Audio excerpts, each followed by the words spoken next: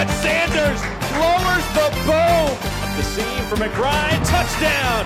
Fade route towards the end zone, looking for Phillips. Jump ball in the end zone, touchdown. Horse all the way to the end zone. Touchdown. And a huge hit put on. Batista laying the wood. Wide open touchdown.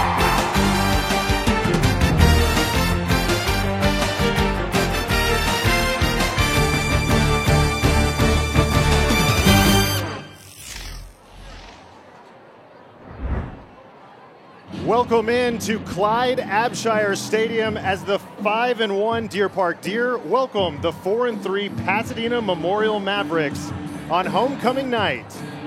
Jared Creel alongside Tim Culp as the teams get ready to take the field. And Tim, 3 weeks ago, Deer Park started district play against Dobie, had a big 21-point lead in the second half and let it slip through their fingers. And what's worse is they followed it with a bye week. So they had an extra week to really think about it. And then they returned to the field finally last Thursday against Pasadena and finally were able to get that bad taste out of their mouth.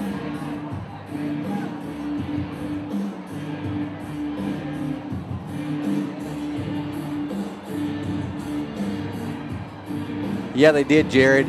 There he is. There I am. They did, and the thing about it is the fact is they laid it to Pasadena last week. I think it was 35-0 at the end of the first quarter, but you're right. They had to get that Dobie defeat out of their way because they had that game in hand. They know it slipped away from them. They honestly believe that was probably setting themselves up for a perfect season, so that slipped away.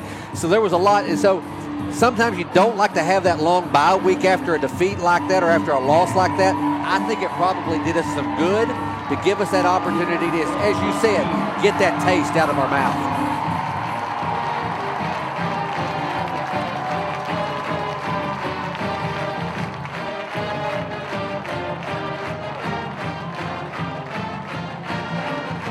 And now the Deer take the field on homecoming night.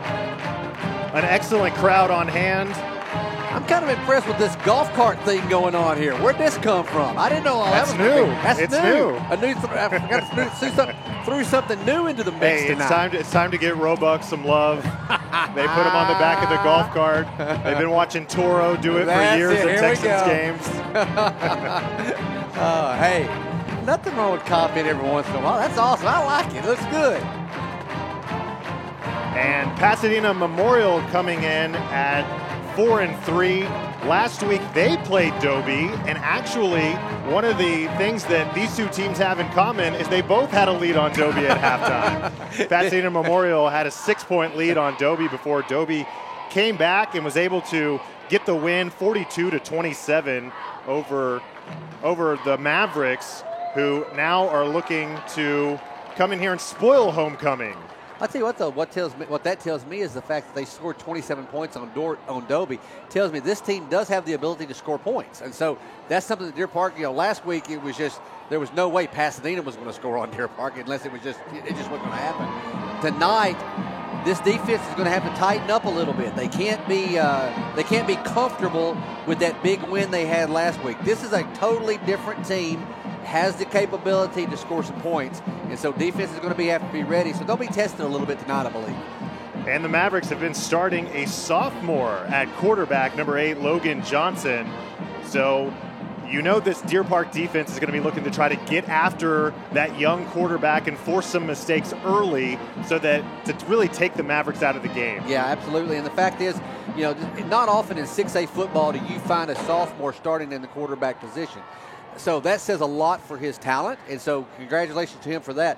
But you're right. This Deer Park defense, they're going to pin their ears back, and they're going to be coming right at him. By the Deer Park High School Band and presentation of colors by the Deer Park High School JROTC Color Guard.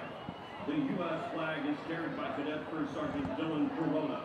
The Texas flag by Cadet First Lieutenant Neil Weatherly.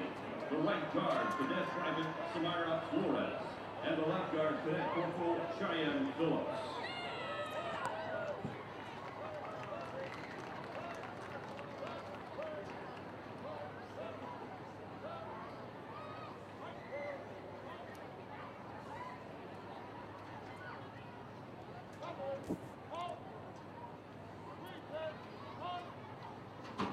And now our national anthem.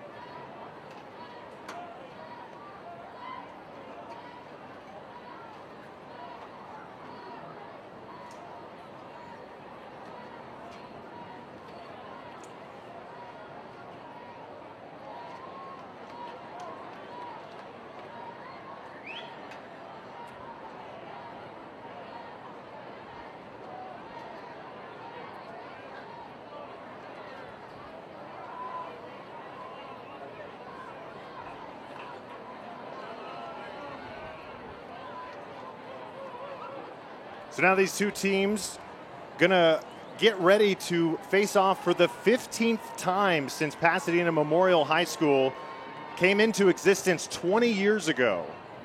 And Deer Park leads this series 13-1. Their sole loss coming back in 2010 in a 1918 loss that ended with quite a bit of controversy in a game where Deer Park threw a deep pass and to a wide open tight end who ran into the back judge, who was actually seriously hurt on the play, and that's really how the game ended. It was a pretty incredible game, but you know that Pasadena Memorial has been trying to get rid of this Deer Park monkey off their back for a long time. 13 years now since their last victory. Yeah, you said that was 2010. I remember that vividly, and the reason that I do, that was the first year I got to Deer Park, and I can remember sitting down here in the stands, and I was sitting on the 30-yard line, and that collision with that official took place at about the 25, and I've never seen anything like that before in my life. It was that official was so fortunate to not have been injured more than what he was. But all that said, you're right. You know, Memorial's just not been able to punch Deer Park's number again since that ball game.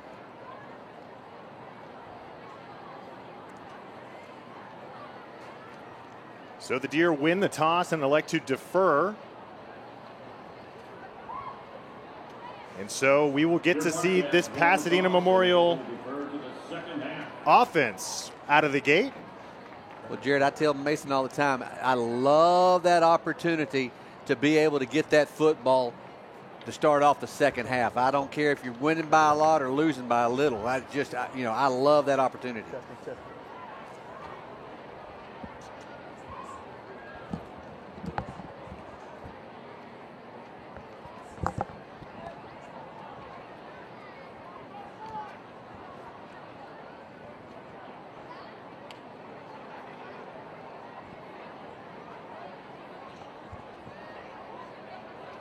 So officials meeting in the center of the field, saying a little prayer before the ball game. Kicking off for Deer Park, number 17, Xavier Hurtado.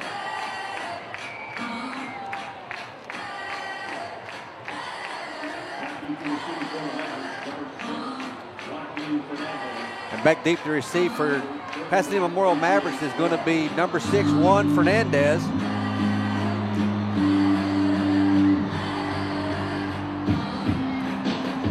Along with number 3, Leon Shirley.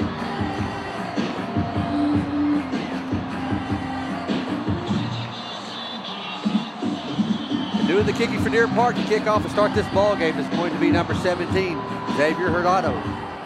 There's the kick. And it's going to be a touchback for the Mavericks.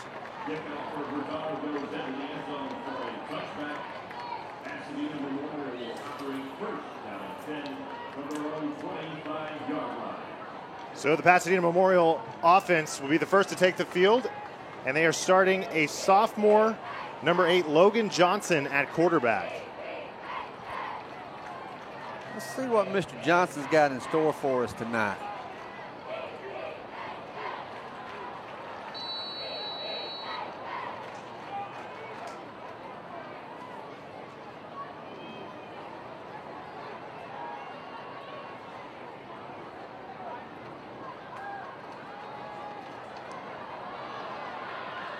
Throws it out to his wide receiver, Jonathan Hernandez. He pulls it down for short gain, maybe about 3. I tell you what, a good job there by Batista, kind of cleaning things up. We had an initial opportunity to make the tackle, couldn't bring him down, but Batista, as always, flying around that football field and able to make the play.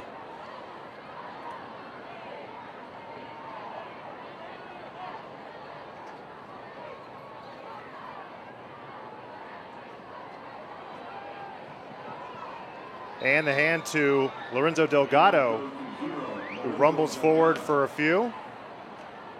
Yeah, and once again, Jerry, that was Batista coming up to make that stop. He makes it through that initial contact there on the line of scrimmage.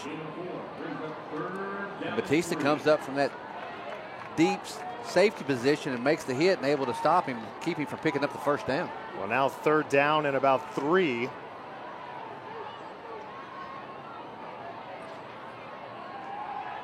Here comes the pressure. Under a lot of pressure from the defensive end, Braylon Akunola, who had himself a pretty good game last week with the fumble recovery returned for a touchdown.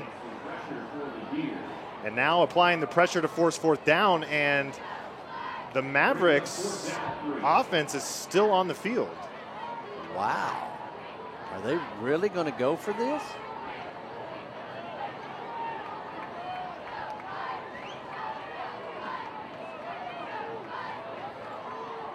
He's going to drop back and punt. Yeah, a quick kick.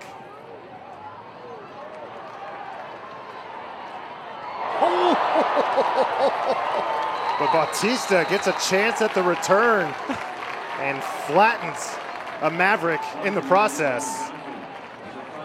Goodness gracious. You talk about a collision. My word. He absolutely lowered his shoulder and lit him up. That was a collision right there. Bautista was thinking, I don't get that many opportunities at this. I'm going to take my chance. That's exactly right. Wow, what a lick. So as we've seen in the past few weeks, Landon Kieselhorst to start the game at quarterback for the Deer. He's going to throw it out quick to Hayden Smith. But he's brought down for a very short gain. Defensive tackle Trey Burton on the stop. Tell you what, Kieselhorst and McAdams both these guys trading time all season long. They have done just an outstanding job, and they've been a ton of fun to watch. I know a lot of people like to try to just lock in on that one quarterback, and I understand that. Man, these two guys are just talented in their own right and do a really, really good job. Looks like after the play there, a couple of flags coming in, unsportsmanlike conduct on both the Mavericks and the Deer, so those penalties will offset. Somebody down there jawing a little bit. if you can learn not to retaliate on that flag, or on that call, it can help you out. Absolutely.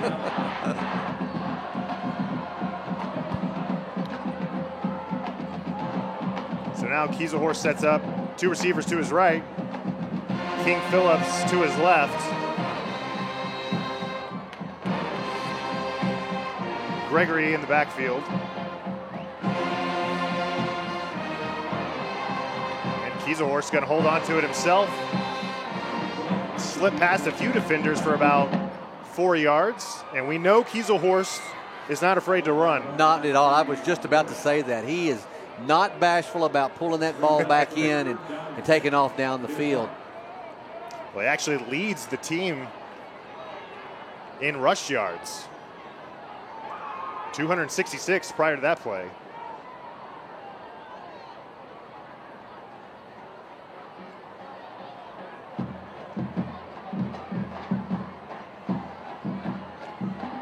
Third down. Kieselhorst going to fire near side. King Phillips has got it and extends just past the marker, and that should be good enough for a first down. And it is. You know, you look at Kieselhorst down there on the field, he doesn't look that big. But when you walk up next to him in person, you look, you know, I'm 6'4", and I'm looking up at him. He is a big young man. I can attest to that because I saw him today in the hallway, and yeah, I was looking up. So now a fresh set of downs. Kieselhorst in the pistol with Gregory behind him. Play fake. He's going to throw over the middle. He's got Phillips again, and a good block by Erdman down the field before he's ushered out of bounds at about the 10-yard line. Jared, I tell you what, all the credit on that play right there goes to Kieselhorst. We're talking about him, so let's give him some more credit. He had pressure coming, had 2 guys around him. He stayed calm, didn't lose his composure, found his open receiver through the strike, and able to pick up a huge first down right there. And unfortunately, they're going to get the deer for a procedure. Good gracious. So that will wipe out the big gain from Kieselhorst to Phillips. Illegal formation on the offense. Receiver was covered up and went out for a pass. 5-yard penalty. Replay the down. I think we need to get a replay on that. I don't know if I agree with that. But he said it did, so okay, I'll give it to him. So now they'll set up at 1st and 15. Martinez in motion. This time he is going to hand to Gregory, who loses his footing, which will limit his gain to about 3. Again, Trey Burton on the stop for the Mavericks.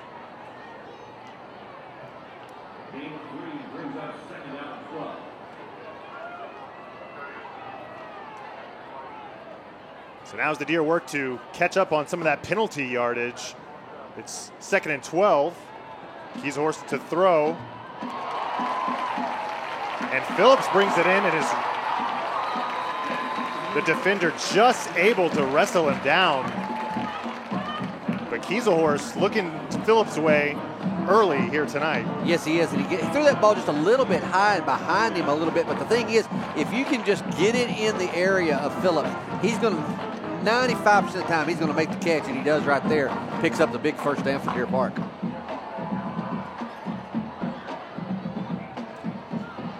New set of downs, and there's whistles. All right, we got to get this penalty business out of the way now. Yeah, false start going against the Deer. It's going to back them up again. Put them at 1st and 15 for the 2nd time here on this drive.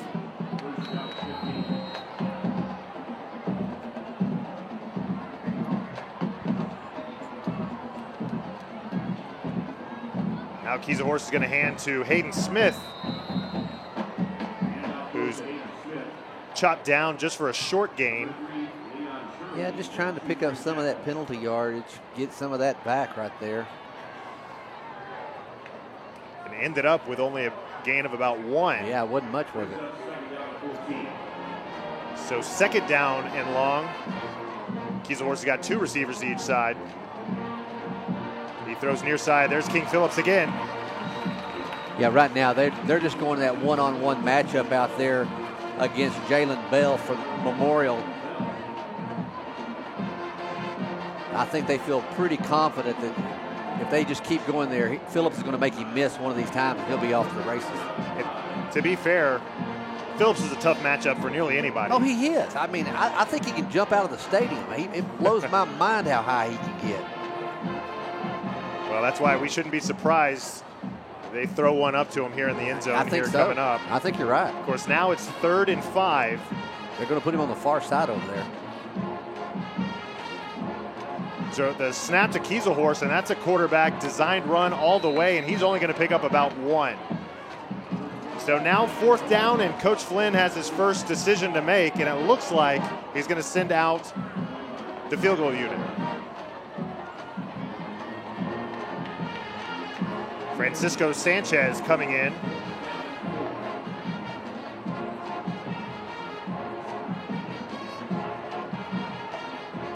And he'll line up for the 31-yard field goal attempt on Deer Park's first drive of the game. Hold is down, kick is on the way, and right through the uprights to give Deer Park the early 3-0 lead. I'll take that. A lead is a lead. And Sanchez, just his 2nd field goal of the year, but he's 2 for 2. I tell you what, looking at that kick, you could have backed him up another 10 yards and he'd have had that one. That was a good kick.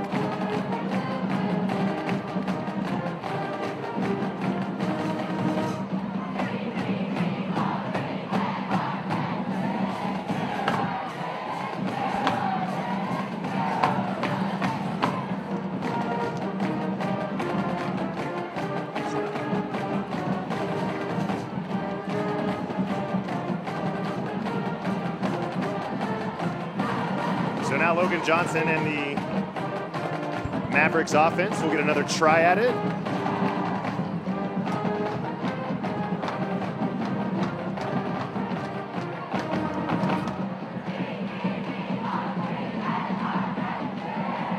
See what, that opening kickoff from Xavier Hurtado, he nailed that one. So let's see if he can do the same thing right here. I feel like we've been seeing a lot of kickers kicking it out of the back of the end zone here this year. We really have. There have not been a lot of returns. So Hurtado again going to take a run at it. And this one lands about 1 yard deep in the end zone, but he's going to bring it out. And that's number 6, Joaquin Fernandez, who gets just past the 20 to about the 23, and that's where the Mavericks will start their second drive of the night. And considering he started about, like you said, about a yard in the end zone, that's a pretty decent return right there.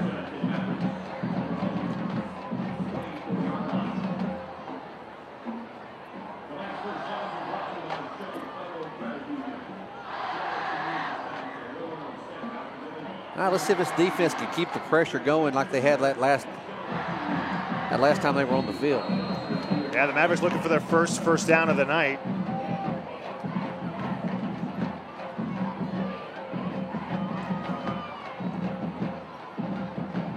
And Johnson going to keep it himself.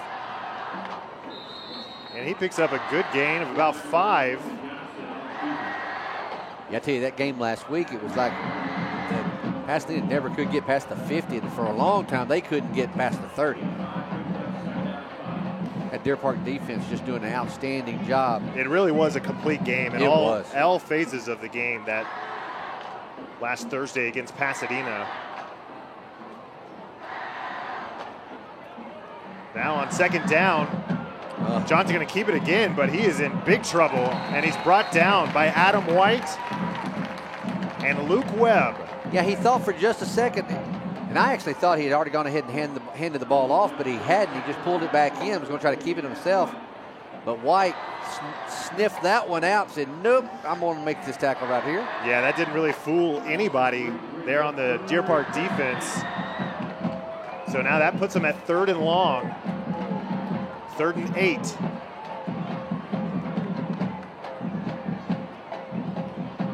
And now Johnson's going to roll to his left, looking to throw. and just has to throw it out of bounds. Yeah, nowhere to go there. Well covered Good. at the top. Really only one route in that area.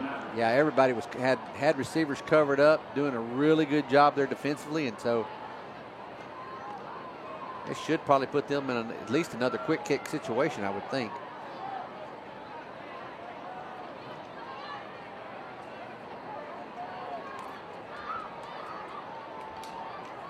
Yeah, interesting that Memorial, as they're still making substitutions with under 7 seconds to go on the play clock, it's an offensive look here before he steps back, and they're going to have to take a timeout.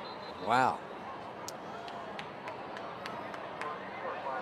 What's really interesting about that is that this is not really like it's not really like a tough decision on fourth and really long. It's surprising that they couldn't get their plans in place and have to burn a timeout there so early. Yeah, I totally agree with you there, Jared. And the fact is, I mean, you're only down 3-0, and like you said, it's fourth and long.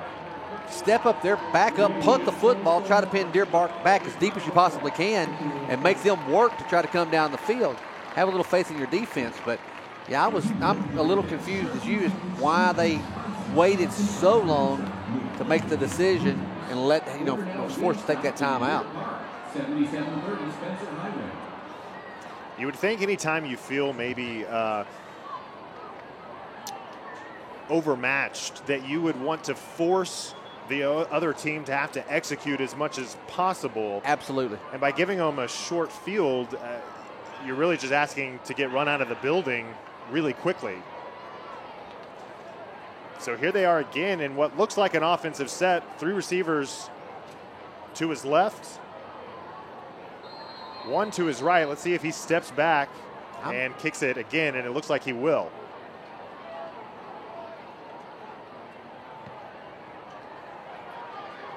And a pretty short punt. It really only goes about 20 yards before trickling out of bounds. And so for the second time, Deer Park with excellent starting field position. Yeah, the thing is that we've got Batista back there returning these punts and stuff today. Now, normally it's Hayden Smith back there. And I could get like that kick right there. He was going to the sideline with the kick. I'm thinking, okay, you're trying to keep it away from Hayden. I get that. Well, that may be why they're doing it out of that formation, so that Deer Park is forced to have a defense on the field, and they're not able to put their return men back there. Maybe that's it. So for the second drive, McAdams will come in, and he's going to look deep for Hayden Smith, but that ball is going to be picked off by the Mavericks. Yeah, that's one of those that I think McAdams, he would have been better off. He knew he was fixing to get hit and lit up, and he just couldn't get his feet planted comfortably to make the throw. He tried to use all upper body strength to throw that ball, and it just comes up short and easily picked off by Pasadena Memorial. Yeah, Tanner Bazinski, the safety, able to pick that off, and like you said, just pressure in McAdams' face that forced him to kind of throw a ball that just hung in the air. Yep. All Bazinski has to do was get underneath it, but he gives his offense another opportunity here after just one play on Deer Park's second drive. Let's go defense. So Johnson this time, he hands to Delgado with a good pickup there on first down.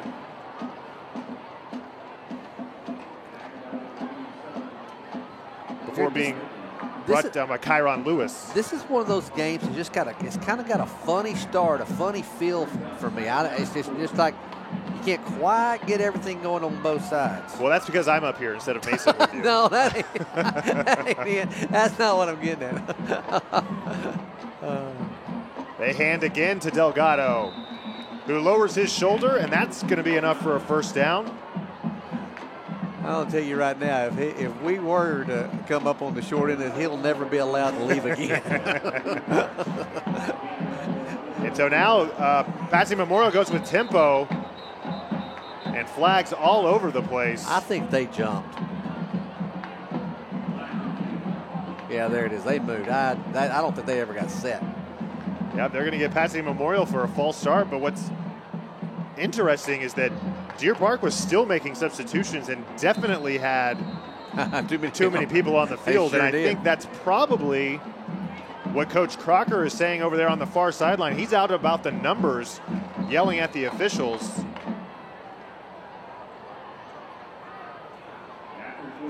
So that's going to be 1st and 15 now for the Mavericks. Little counter look for Delgado. And he's met in the hole by Reed Millette for just a short gain. Well, I think right as he got hit, he bobbled that football, but he was able to gain possession of it again, hold on to it. But it sure looked to me like the ball was moving down there. He's lucky he didn't lose it.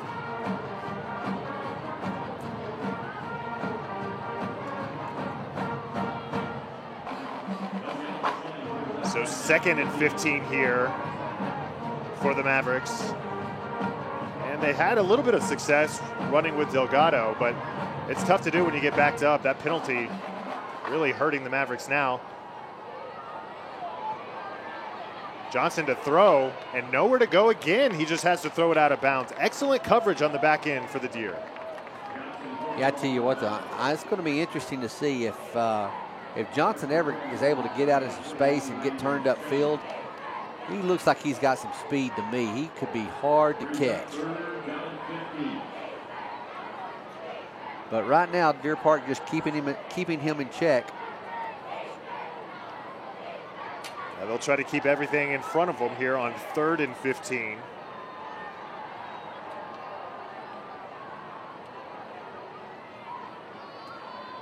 Johnson fakes the handoff to Delgado. He's going to step up, and there he goes. This is my point right here. Oh, But he is pulled down, just tripped up by Reed Millette. And that may have actually saved the first down right there. It did. I tell you what, it was just the fact that he was able to catch him by the shoestrings, get him tripping and falling, and he fell down, and he missed the first down marker by about maybe 4 yards, maybe 3 yards actually.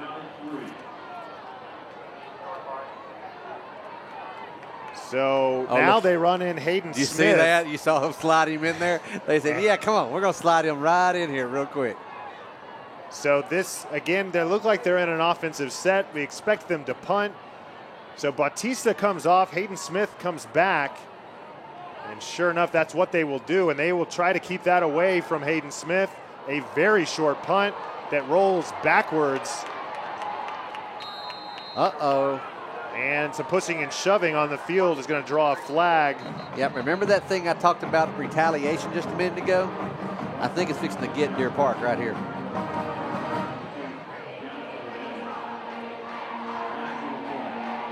Well, Alejandro Avino's helmet came off during that little scuffle.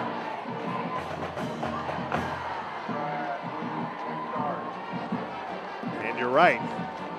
Unsportsmanlike penalties going on both teams. So again, for the second time tonight, those penalties will offset. And I mean, I get it. It's hard to do to keep not to retaliate, but man, if you could just figure it out.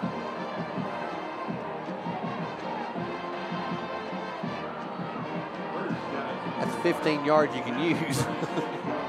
Well, the Deer again starting in Pasadena Memorial territory as Coach Crocker gets an explanation from the official.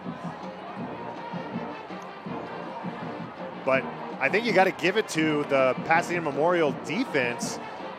3 drives have started on their end of the field, and they've only given up 3 points so far. You're absolutely correct. And now Coach Flynn wants to talk about it.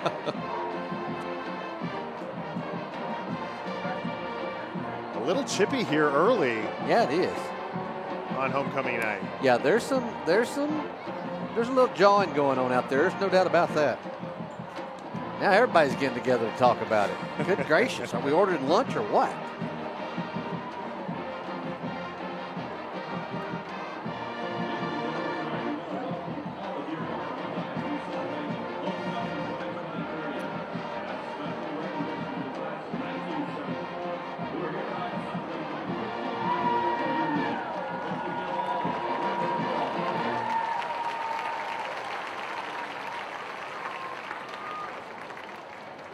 Coach Flynn does not appear to be very happy.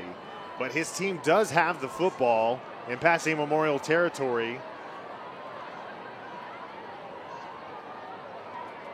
For the third time. The ball sitting at about the 36-yard line.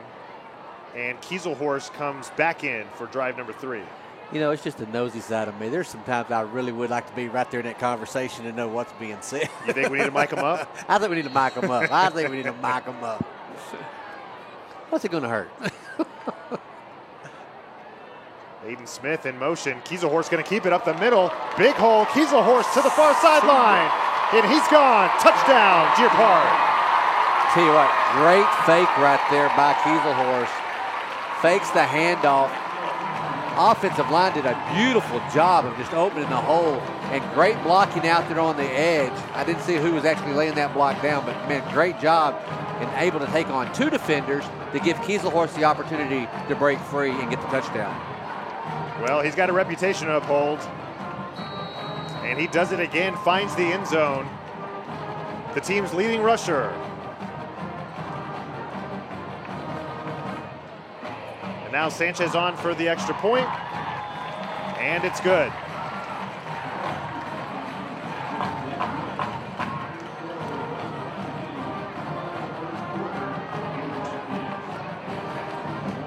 Yeah, watch this right here on the replay. Great job to pull that weighted.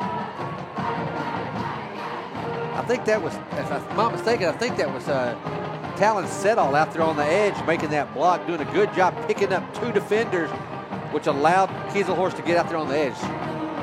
Yeah, excellent play design, excellent execution. Yeah, really good on faking the handoff. I mean, everybody just bit to that, thought that was it. A lot of credit to this offensive line. We saw some new faces this year, but has done an excellent job so far. That's a really good point, Jared. We don't give those guys near enough credit. They have done a really, really, really good job with 2 junior quarterbacks back there and opening up some really big holes for those guys to run through, giving Gregory room to run. Yeah, they've done a really good job this year.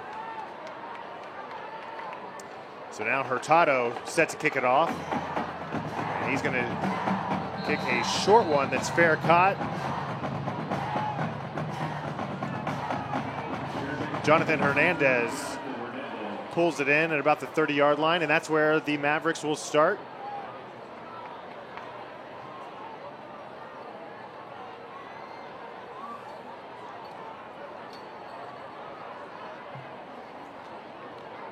And this is their best starting field position of the night so far.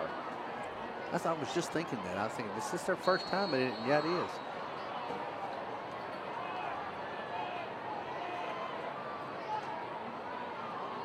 Johnson's going to hand to Delgado, who rumbles ahead for 4 really tough yards. Again, we talk about it all that time. That defensive front for Deer Park just got that senior leadership in there. Really big, strong guys up there doing an awesome job. Hard to run against.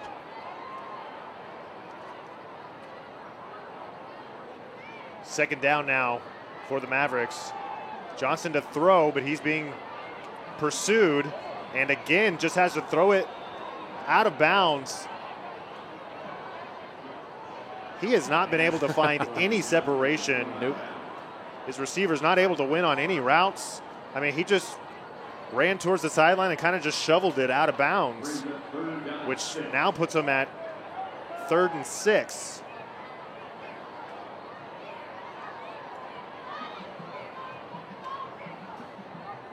Meanwhile, Delgado's averaging about 4 yards a carry.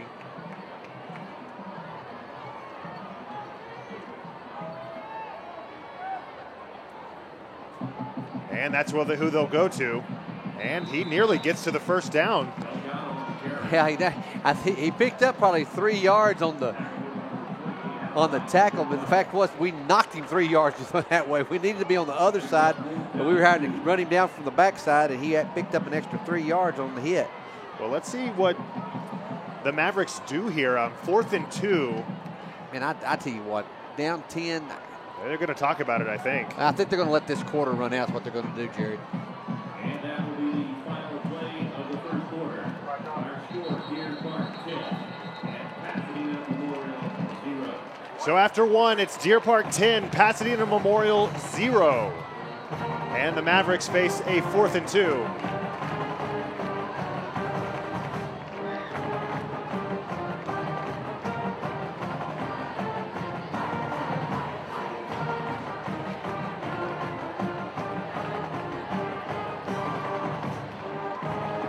Well, what do you think, Tim? If it were you, would you punt it or would you go for it?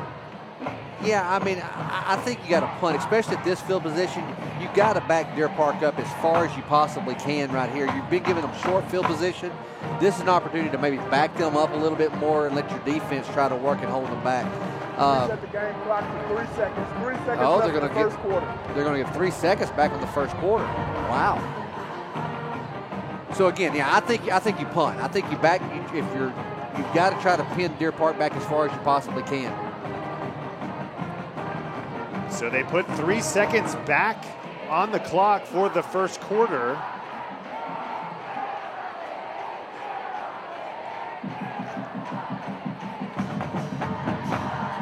Now, did they charge a timeout? Please reset the game clock to 3 seconds. 3 seconds on the game clock. And now Pasadena Memorial comes out in a traditional punt formation with their normal punter, Ethan Munoz back.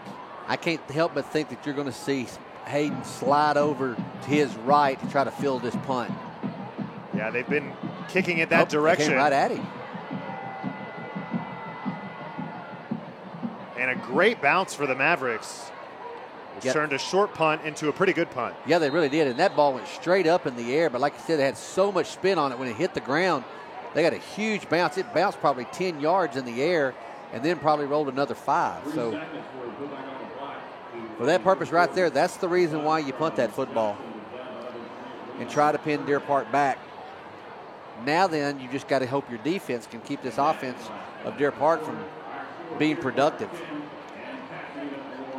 Yeah, now the Deer will have to go further than they have at any point tonight so far as we start the second quarter. And this will be Deer Park's 4th possession, and barring the interception that we had on that second possession. I mean, Deer Park scored, field goal first and the touchdown. So, like I said, this is going to be a little bit more interesting, the fact that they've got to kind of drive the field.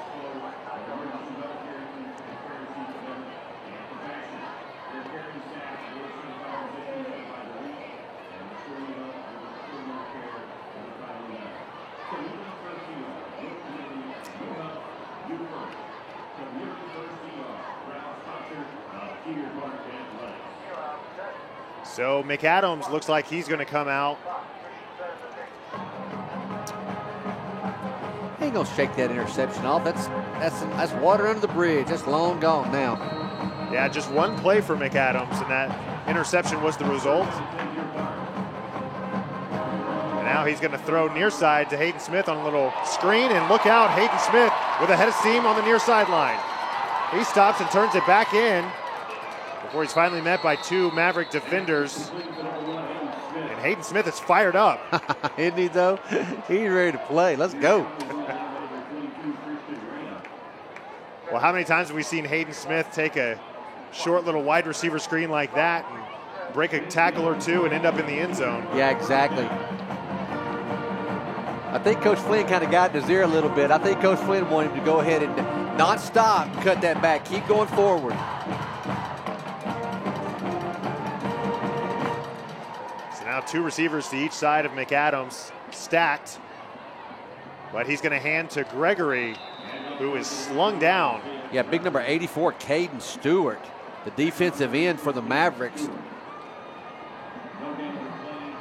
Just wrapped him up like a big grizzly bear and threw him to the ground.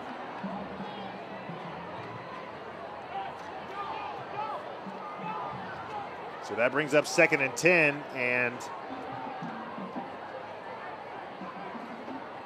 the Deer get a late substitution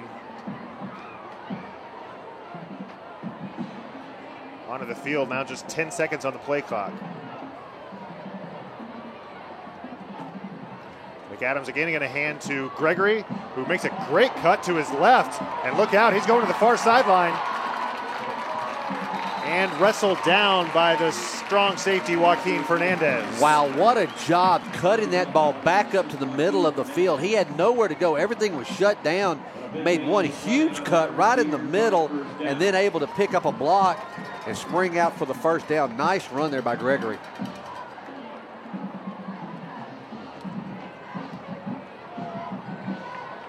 So a new set of downs. Deer Park back in Maverick territory, where they've spent most of the night so far.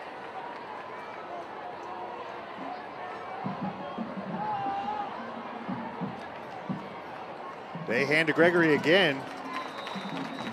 He makes the defender miss.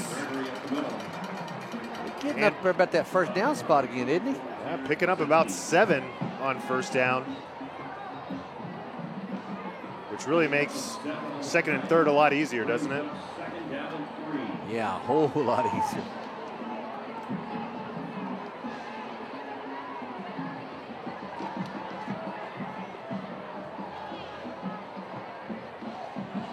So second and about a long 3. McAdams hands to King Phillips on the jet sweep and trips him. They just got their feet tangled up right there. Just not a. The exchange itself was pretty decent. He just somehow got his foot too far out in front of him. McAdams did, and it tripped up Phillips. Yeah, not able to even get out of the blocks was Phillips. And so that makes that second and short into a third and long. Well, this kind of changes things, doesn't it? Oh, they're going to call timeout. So the Mavs want to talk about it on a big third down. Hey, and right now, if you're the Mavericks and you can hold their, I mean, it's going to be 2 down territory, no doubt. But the fact of the matter is, if you can hold them right here, that's a huge, huge win for these Mavericks. Likely to 2 down territory just because of where they are on the field. Yeah. Just a little too far to kick a field goal, a little too close to punt. Yeah, man, I think if they could, if Deer Park can pick up, 5 or if they can pick up 5 or 6 right here, that's doable for a field goal try. You're right. They had an opportunity in that game against Dobie to tie it up, and a kick from Hurtado, which had the distance and just went wide left by about 6 inches. Looked like my golf shot. I'm telling you, he just drew it right in there, and it was headed straight. And all of a sudden, it just kind of fades over to the left, and you're like, what's going on? It's such a heartbreaker for the fans here at Abshire Stadium who thought he made it. Everybody from this side of the stadium thought he had made it, but he didn't. So now 3rd and 8. See what we can pick up right here.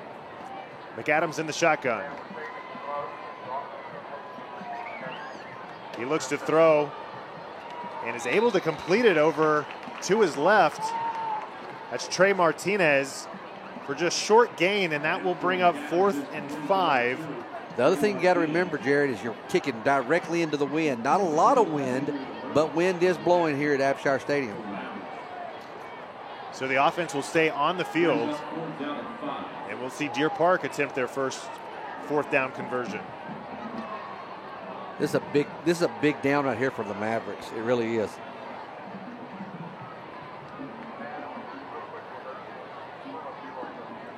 McAdams to throw. He completes it, but I don't know if he got it. I think he's going to be short. It's really going to depend on this spot.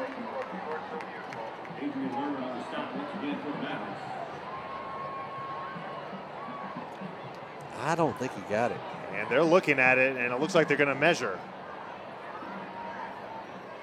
Well, I think he's going to be about a half yard short looking at it. Because if you look at the ball, if you look at the down marker over there, it looks like it's sitting just inside the 25-yard line. But the ball looks like it's more like on about the 26.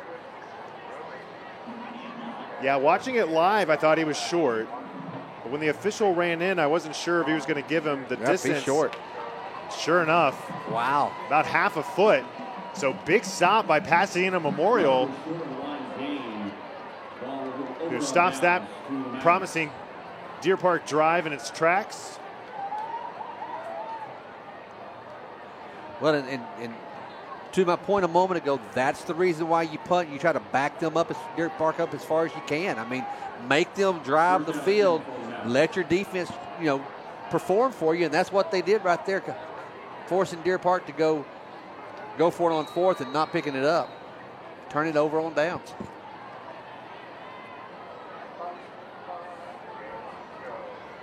And now Johnson's going to take it on a quarterback draw. Not really a draw, designed the whole way, but just a short gain. Kyron Lewis again on the stop. Now, the one thing that this team is for Deer Park's been good about all year long, if one side of the ball falters a little bit, the other has done a really good job picking up. So let's see if their offense couldn't get that first. Let's see if the defense can hold them here and force them to turn it over on downs. So Johnson with 3 receivers to his left, 1 to his right. Delgado to his right in the shotgun. He's going to look to throw to the far side.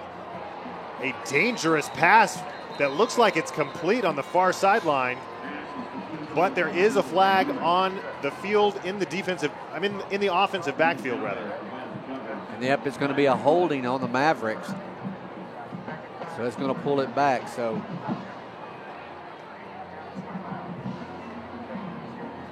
well, the receiver there on that far side was bracketed. He had his linebacker underneath, the corner over the top. Was able to get it over the linebacker's outstretched hands for the completion, but wiped out because of the hold. Tell you what, that kind of gives you an idea of Johnson's ability to throw the pass. He was able to get his feet set and throws a pretty decent pass right there, like you're saying, with some heavy coverage by Deer Park. Well, they've certainly struggled to find anybody open early in this game, but able to get a completion there. Just unfortunate for the Mavericks, it won't count.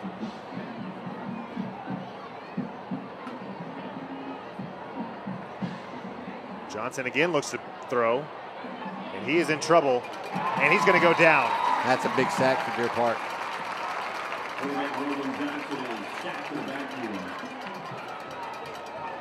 Number 92, Braden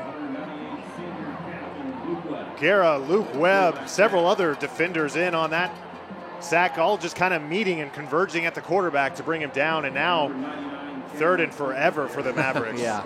Not where you want to be. Yeah, this defense is bringing the heat right now, and they are putting the pressure on this Maverick offense.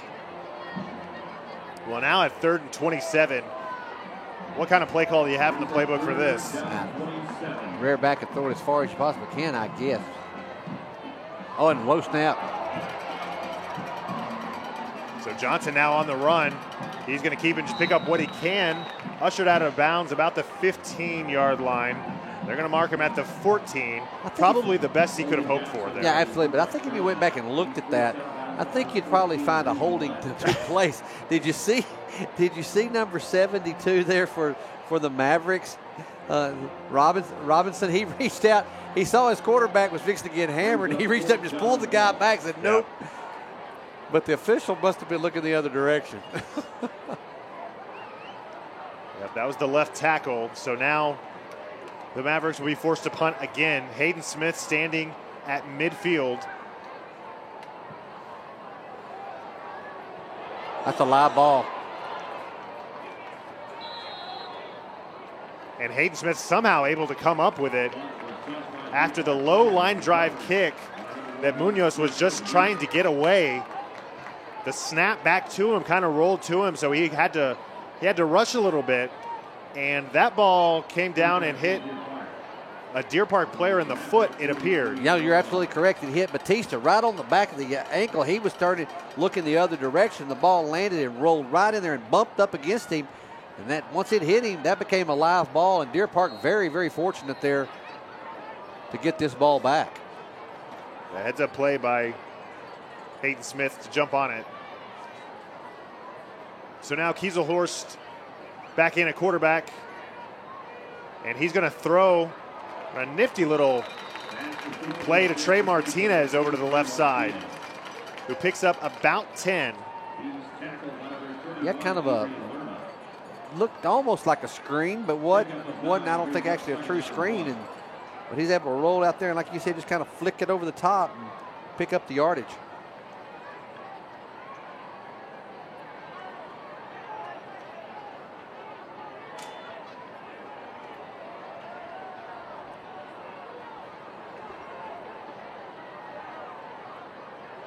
Now look out here. Look at who all is in the game. Yeah. This is McAdams, who's in the game at the running back position right next to Kieselhorst. And I don't know if you've noticed, but Erdman, the number 3 quarterback, has also been in the game, playing kind of an H. We got all kinds of stuff going on out there, don't we? So McAdams will run off, and Gregory will come back on. But you can only just imagine the possibilities out of that formation. Yeah, absolutely. And some movement along the line. Looked like the Mavericks may have jumped into the neutral zone, but did they get back before the offensive line moved? And that's what the officials are trying to sort out. The referee's just waiting on the call. And it looks like Deer Park's going to get backed up here. Yeah.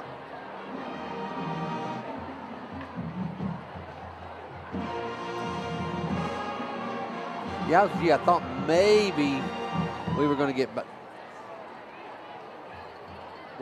them with a neutral zone infraction, but it didn't happen.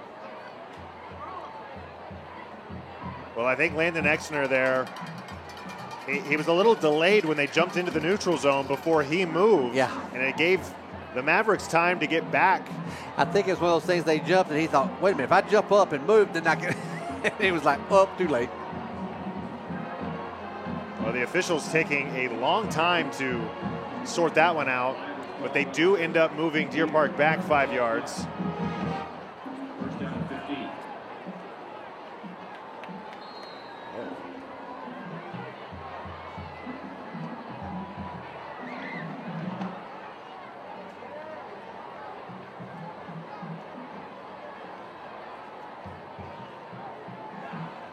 So they're waiting on the chains to get set on the far sideline.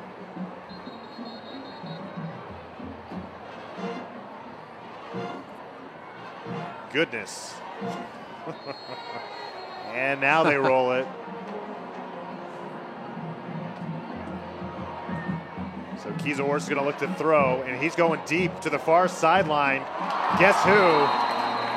He was just out of bounds. King Phillips, who pulls it in, but is not able to get a foot in bounds. And it would be interesting to see a replay on that one, because in high school you only need one. Yep. Just that 1 foot down. Really great job by Phillips to bring it in regardless.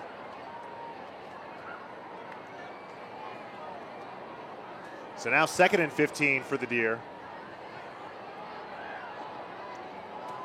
And all 3 receivers to the short side of the field. Kieselhorst is going to fake the run, and he's under pressure, and he's going to run it himself. Got a flag on the play. I think we're going to get a holding call. Well, both of these teams just going backwards here in the last few minutes. Yep, there's the call.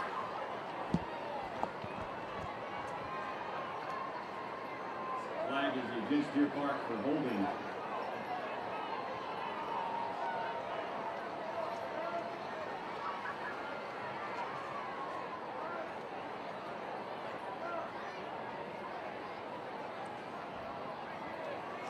So now Deer Park at 2nd and forever. Yeah, this is all going the wrong direction. What happened? We were down there. For both teams. Yeah. I mean, we were in the scoring position. So this time they do hand to Hayden Smith, and he's got a little crease. And look at Hayden Smith, staying on his feet, picking up extra yards before he's finally brought down at about the 26-yard line. Hayden says, hang on a second, I'll get this back. Give me just a minute. So that makes it a much more manageable 3rd down. He just wanted to add to the stats. That's what he was saying. He said, you boys back it up a little bit, and I'll go get that extra yardage for us. I'll go get it all back. Third down and 7. Well, Hayden came into this game with 23 receptions for 446 yards. Over 1,300 yards for a career for the 3-year starter. Now Kiesehorst looking to throw. He's got Hayden Smith again wide open, and he runs for the pylon. Did he get it? Oh, and they're going to mark him just short. And he went down awkwardly. Yeah, he did.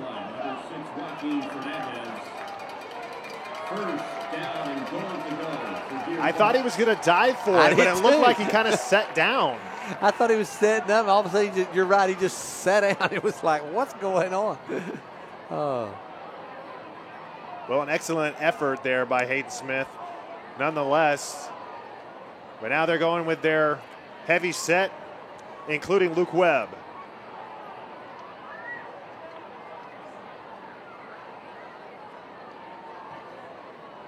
Deer Park just 1 yard away, and whistles. I think Deer Park's going to take a timeout here. Timeout, wow.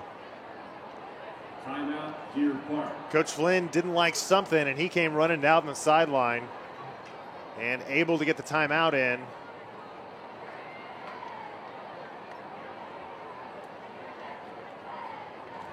So now they'll talk about it.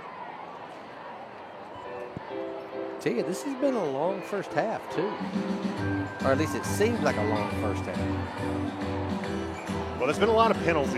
Mm-hmm. Way too many penalties.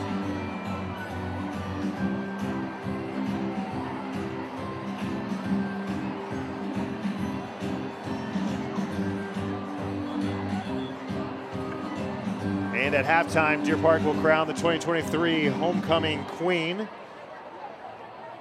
And earlier today, at the pep rally, they crowned the first ever homecoming king for Deer Park. Really? Homecoming king. Senior Sergio Gomez getting that honor. That's awesome. He'll be here at halftime. But more importantly, the homecoming queen, a tradition here at Deer Park. Now on 1st and goal, they hand to Gregory, and he bounces his way into the end zone for the touchdown.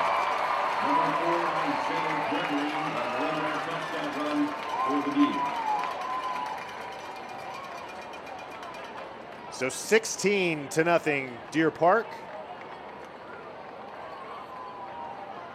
Pending the Sanchez extra point.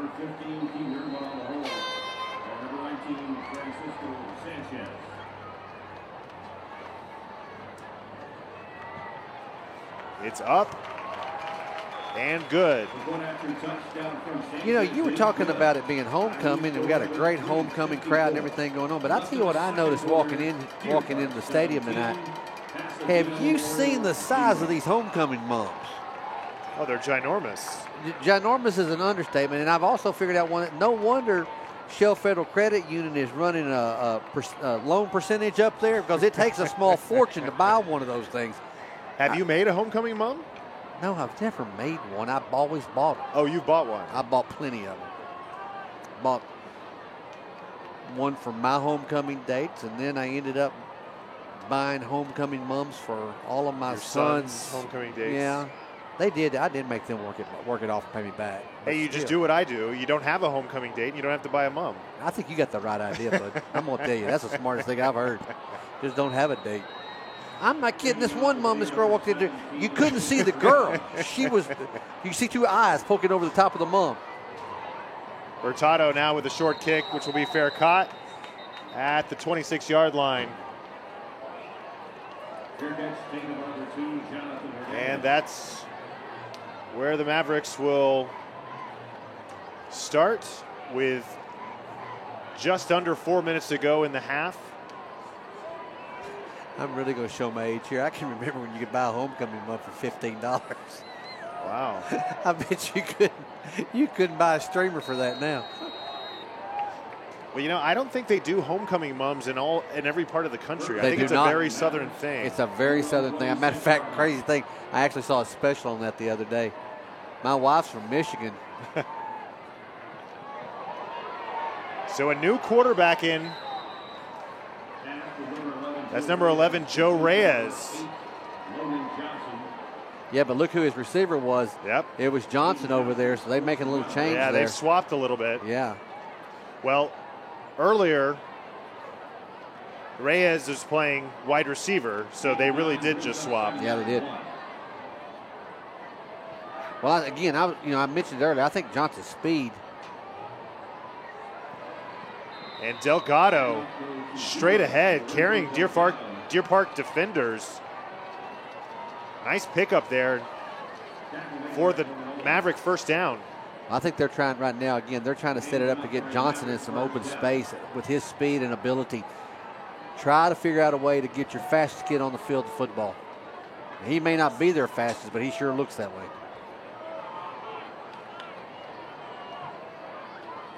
So now first down. Reyes will hand to Delgado again, but he is met in the hole. That's Reed Millette.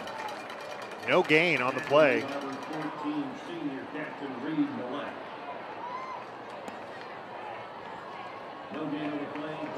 So the Mavericks will have to go back to the drawing board.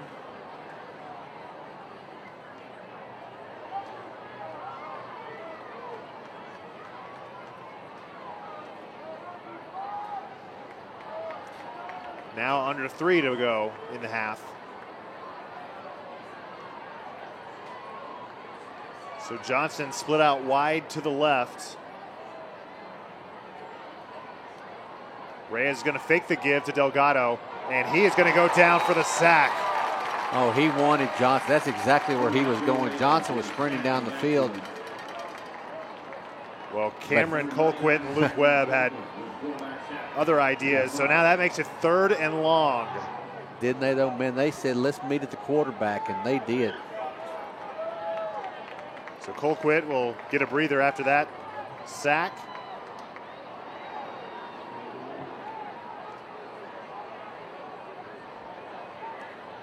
And yet again, the Mavericks find themselves in 3rd and very long.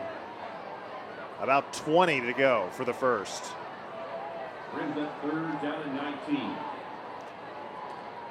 Reyes rolls the pocket to the right, and he has a man. That's Munoz over on the far sideline. That's a nice catch.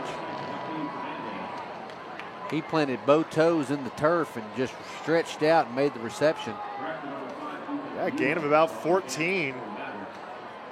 Won't be enough for the first down, but a nice pickup. Brings up 4th down and 6. And the Mavericks get ready to punt yet again. Hayden Smith standing back at his own 30-yard line, just praying he gets an opportunity to return one of these punts. Well, last time they kind of kicked it straight up in the air. Let's see if they kind of kick it. Well, better punt there, and takes a great bounce. This ends up being an excellent punt. Wow. Down at about the 8-yard line. And that really flips the field for Pasadena Memorial. Deer Park looking to get some more points here before the end of the half, but they're going to have to go 92 yards to do it. Yeah, they got their work cut out for them now. It's not going to be, you didn't get that high short punt. They got an excellent punt right there. So yeah, this offense is going to have to go to work. And I'm trying to see who we got at quarterback. We got McAdams. Yeah, it's going to be McAdams, I think, at quarterback. What have we? Well, they've turned around to what? We were headed out there, then we stopped and came back. About 3 times, and the officials meet around the ball.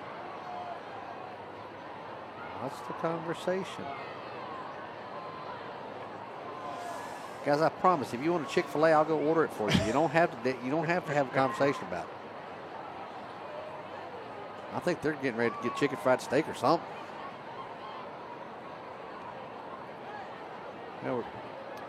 Coach Flynn's going to get a little conversation about this. He nodded his head okay. Oh, I think they're deciding if they put their which hash are they going to put it on? Yeah, Deer Park wanted it on the far hash. Yeah. And that's where they'll get it. It was downed over there on the far sideline. Yep. So that was the conversation being had, I guess. But why is such a lengthy one? I don't know. They needed Coach Flynn to tell them where to put the ball. So here we go. 1:39 left in the half. Phillips and Smith split out to the right.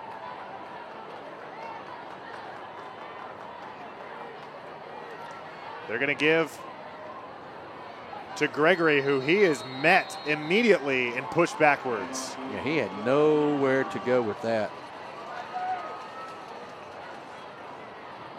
Great stop by Richard Crawford and company. Gregory actually went backwards on that play.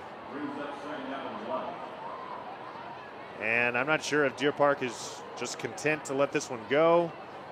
Definitely taking their time here. And remember this, we get the ball to start the second half, so you're no real big deal right here. I mean, yeah, you'd like to score, but if you don't, no harm, no foul.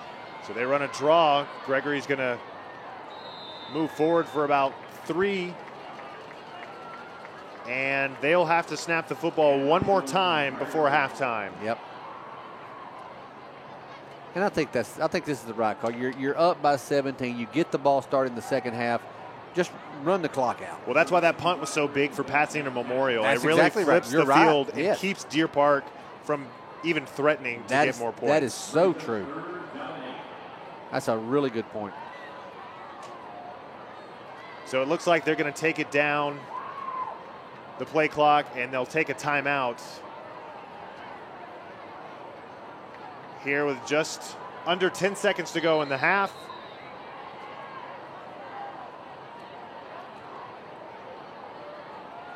And it shouldn't be more than a handoff or possibly even a kneel down. You see that Miami game from last week. Just I saw that. It defies explanation. Why you wouldn't just take a knee there. And that was a complete brain dead moment that took place. I mean, I don't get it. Well, apparently that is what they have been known to do. Like, it wasn't just a mistake. Apparently they don't like to knee, which doesn't make sense because teams love to get in that's the victory formation. Exactly. That means you win.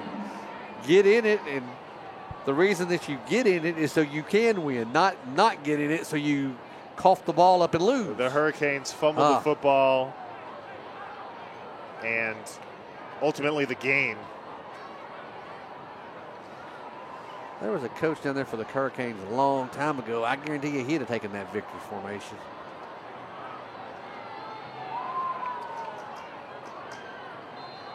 And he had been in many of victory formations.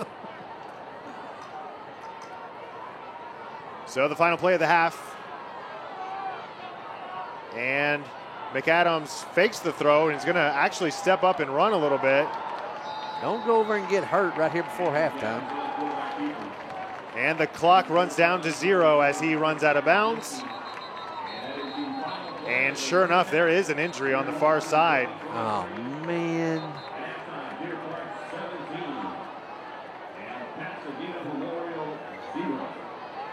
But that'll take us to the half.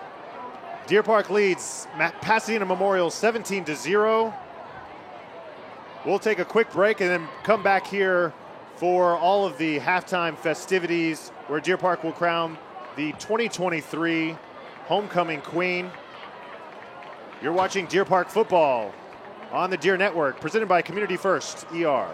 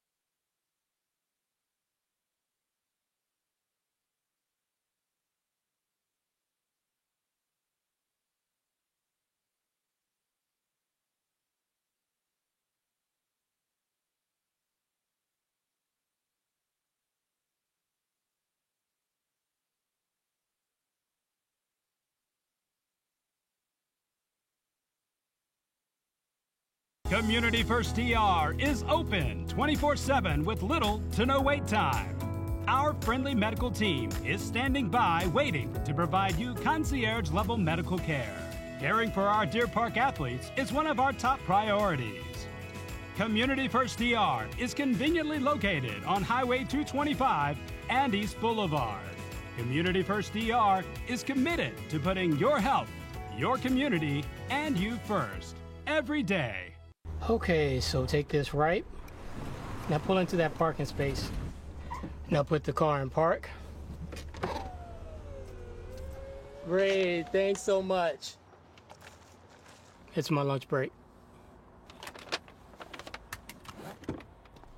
You know you want that smoky, tangy, sweet, and spicy sauced and tossed Wingstop, where flavor gets its wings. Order now at Wingstop in Deer Park, 7730 Spencer Highway. I'm a proud Deer Park High alum, class of 2002. I grew up with Coach Flynn. We played baseball together. Now, I'm an attorney in Houston, fighting to make our community safer. We've recovered hundreds of millions for injured people, from car wrecks to refinery accidents. Deer Park prepared me for the challenges I face today, and when you need help, I'm prepared to fight for you. You show great promise. And with a Promise at San Jack Scholarship, you can reach your goals debt-free. Promise is money to help cover the cost of tuition and books at San Jacinto College. It's available to graduating seniors living in the San Jacinto College taxing district, regardless of your GPA or income. Get your credential tuition free. Apply to be a Promise Scholar today. Visit our website for more information. The right way to top a sub is with real red wine vinegar made from red grapes and no food coloring. And the right way to film it is in slow motion. Obviously. Because authentic ingredients make a sub above. Community First DR is open 24/7 with little to no wait time. Our friendly medical team is standing by waiting to provide you concierge-level medical care. Caring for our Deer Park athletes is one of our top priorities. Community First DR is conveniently located on Highway 225 and East Boulevard. Community First DR is committed to putting your health, your community, and you first every day.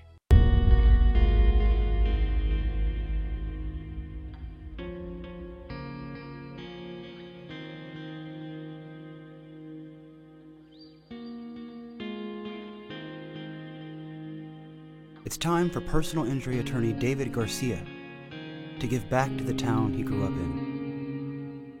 Now open in Deer Park, I'm here to represent you. This Saturday, while you watch the game, we're watching the grill. Order through the Jersey Mike's app for free Saturday delivery, unless you're gonna miss seeing this. Introducing free Saturday delivery. Jersey Mike's, a sub above. In 1928, Shell moved to Deer Park and started operations the next year.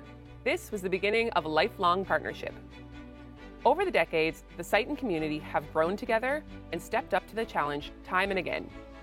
Today, Shell Chemicals proudly produces the building blocks to transform our modern world.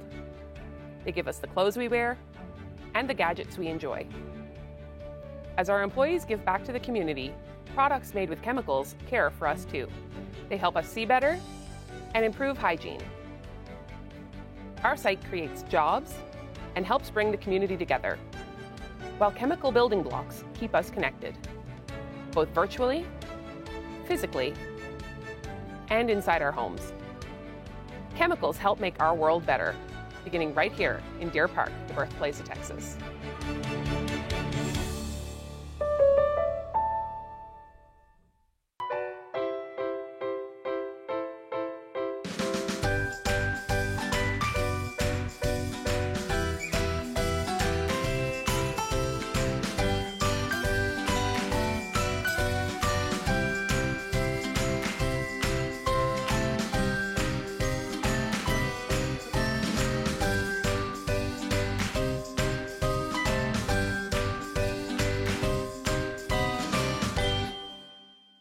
Community First DR is open 24/7 with little to no wait time.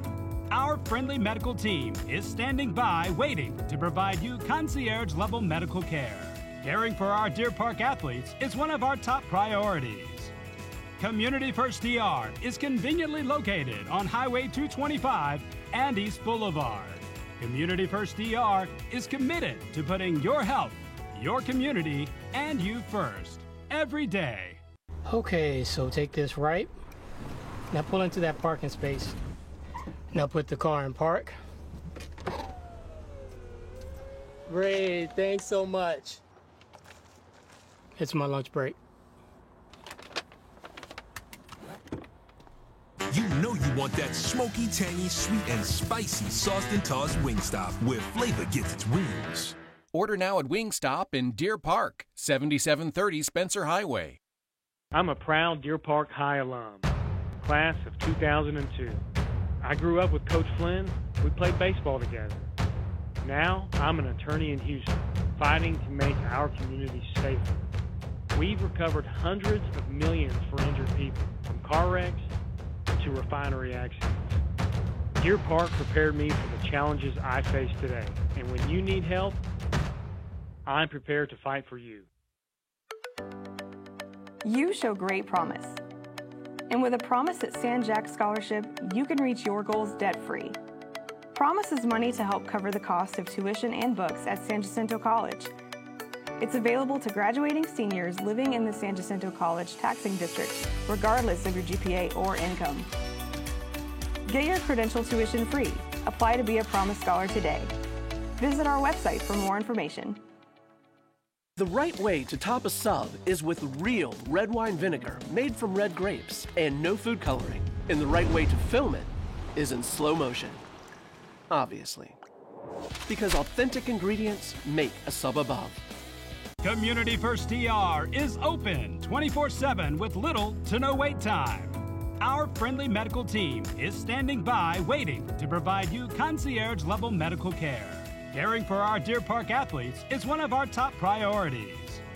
Community First DR is conveniently located on Highway 225 and East Boulevard. Community First DR is committed to putting your health, your community, and you first every day.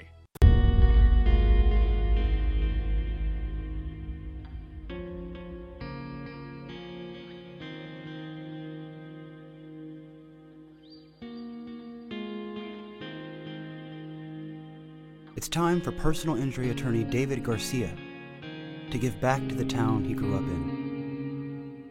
Now open in Deer Park, I'm here to represent you. This Saturday, while you watch the game, we're watching the grill. Order through the Jersey Mike's app for free Saturday delivery, unless you're going to miss seeing this. Introducing free Saturday delivery. Jersey Mike's, a sub above.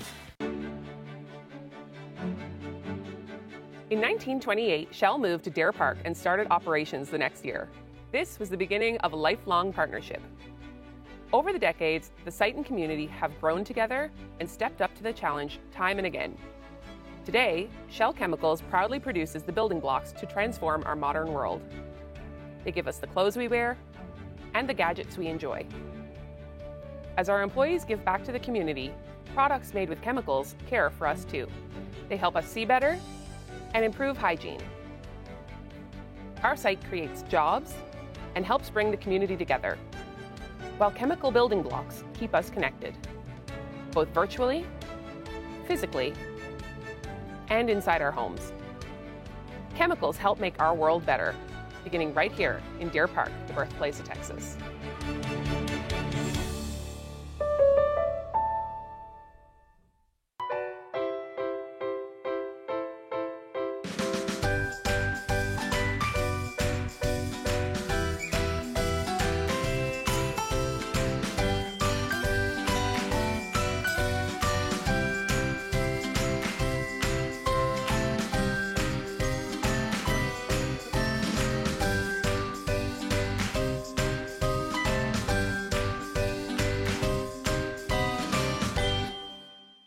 Community First DR is open 24/7 with little to no wait time. Our friendly medical team is standing by waiting to provide you concierge-level medical care. Caring for our Deer Park athletes is one of our top priorities. Community First DR is conveniently located on Highway 225 and East Boulevard. Community First DR is committed to putting your health, your community, and you first every day. Okay, so take this right. Now pull into that parking space. Now put the car in park. Great, thanks so much. It's my lunch break. You know you want that smoky, tangy, sweet, and spicy sauced and tossed Wingstop, where flavor gets its wings. Order now at Wingstop in Deer Park, 7730 Spencer Highway. I'm a proud Deer Park High alum, class of 2002. I grew up with Coach Flynn. We played baseball together. Now, I'm an attorney in Houston, fighting to make our community safer. We've recovered hundreds of millions for injured people, from car wrecks to refinery accidents. Deer Park prepared me for the challenges I face today, and when you need help, I'm prepared to fight for you. You show great promise. And with a Promise at San Jack Scholarship, you can reach your goals debt-free. Promise is money to help cover the cost of tuition and books at San Jacinto College. It's available to graduating seniors living in the San Jacinto College taxing district, regardless of your GPA or income. Get your credential tuition free. Apply to be a Promise Scholar today. Visit our website for more information. The right way to top a sub is with real red wine vinegar made from red grapes and no food coloring. And the right way to film it is in slow motion. Obviously. Because authentic ingredients make a sub above. Community First DR is open 24/7 with little to no wait time. Our friendly medical team is standing by waiting to provide you concierge-level medical care. Caring for our Deer Park athletes is one of our top priorities. Community First DR is conveniently located on Highway 225 and East Boulevard.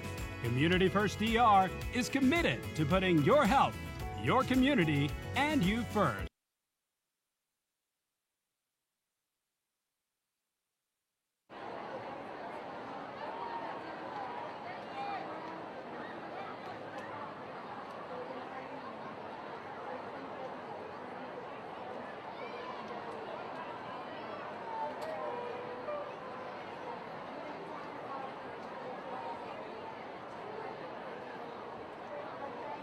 This is a special week at Deer Park High School as we welcome our alumni to come home, reminisce, and join the current students to support and take pride in our community and schools.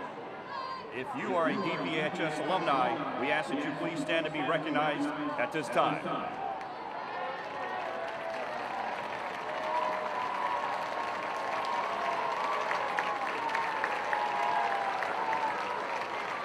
Welcome home, alumni. Thank you. You may be seated. Before we begin tonight, we would like to take a moment to thank the Deer Park Band, Escorts, and JROTC for their part in making tonight's ceremony so special. We would also like to thank our advanced floral design class for providing the flowers for the homecoming court and their escorts tonight. Over the past several weeks, our students have nominated and voted on representatives for their class, students who reflect the values and cultures of our student body. We now introduce the 2023-24 homecoming court and attendance as selected by their classmates.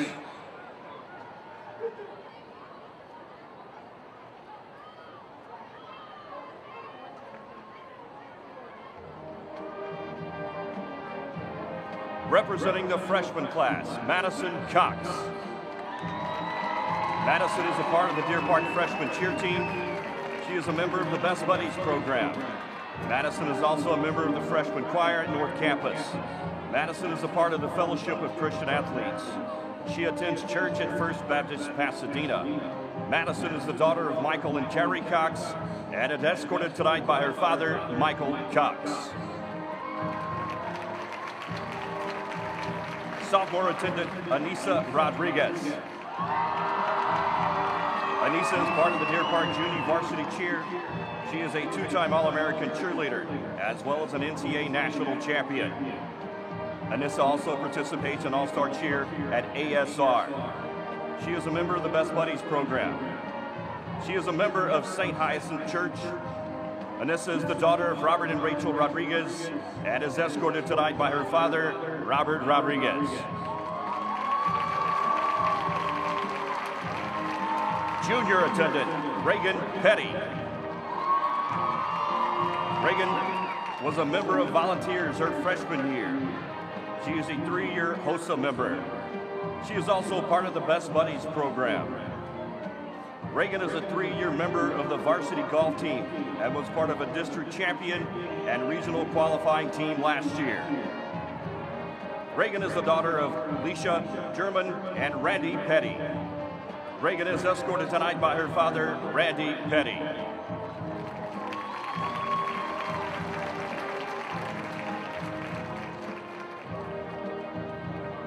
We now introduce the 2023-24 Homecoming Queen candidates representing the senior class. Zoriana Bagalian. Zoriana is a 3-year member of the English, Science, and Spanish National Honor Society. She is also a 4-year member of Mu Alpha Theta, the National Honor Society. She has received outstanding academic achievement for the first 3 years of high school. Zoriana is a 4-year HOSA member and is currently the secretary. Zoriana has participated in the Fellowship of Christian Athletes for 4 years. She will be attending Texas A&M University next fall, where she plans to study biomedical science. Zoriana is the daughter of Mike and Adriana Bagalian, and she is escorted tonight by her father, Mike Bagalian. Sydney Naget. Sydney is a 4-year member of the Deer Escorts, where she is also a member of the elite dance team, Dreamscape. She has received outstanding academic achievement for the first 3 years of high school. Sydney is a 3-year member of Mu Alpha Theta, National Honor Society, Spanish and Science National Honor Society. She is also the current secretary of Science National Honor Society. During her junior year, she was a founding member of the English National Honor Society, where she held the office of vice president for 2 years. She is also part of Best Buddies and Pals program her senior year. Sydney plans on attending the University of Texas at Austin and majoring in biology or communication and leadership. Sydney is the daughter of Victor and Vanessa Nugget. Sydney is escorted tonight by her father, Victor Nugget.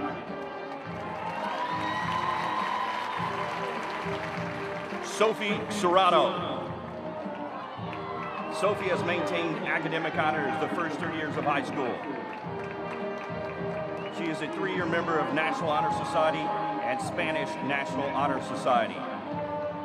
Sophia is part of the English National Honor Society and is current vice president of the National Technical Honor Society. She is a 2-year member of the Junior Chamber of Commerce. Sophia is a member of PALS and was selected to the Senior Tradition Committee. She hopes to attend the University of Houston while she will become an attorney. Sophia is the daughter of Oscar and Gracie Serrato and is escorted tonight by her father, Oscar Serrato. Aubrey Solis. Aubrey has achieved outstanding academic achievement for the first 3 years of high school. She is a member of PALS her senior year. She has participated in choir all 4 years of high school and has been a member of the swing choir for both her junior and senior years. She was also a part of the All-State Choir this past February. Aubrey is also part of the Deer Park Theater Company, where she has performed in many musicals, including Guys and Dolls, Little Shop of Horrors, and most recently, Mamma Mia. Aubrey is still undecided on where she will attend college, but she plans to pursue sports broadcasting as a major. Aubrey is the daughter of Juan and Alicia Solis, and she is escorted tonight by her father, Juan Solis. At this time, we would like to recognize and introduce the first ever Deer Park Homecoming King, Mr. Sergio Gomez. Sergio is a 4-year member of National Honor Society and Mu Alpha Theta, and a 3-year member of the National Spanish Honor Society. Sergio has been a member of the varsity soccer team for 4 years and has served as a team captain for those 2 years. Sergio is escorted by his mother tonight, Margarita Gomez. Assisting the homecoming king and the crowning tonight is the Deer Park Homecoming Queen for 2022-23, Miss Camilla Flores. Camilla is currently attending classes at the University of Houston, where she is studying computer information systems. She is escorted tonight by her father, Jorge Flores.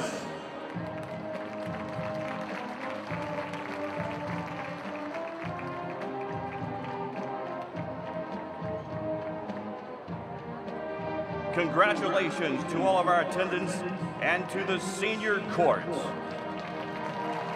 Deer Park High School, your 2023-24 homecoming queen is Aubrey Solis.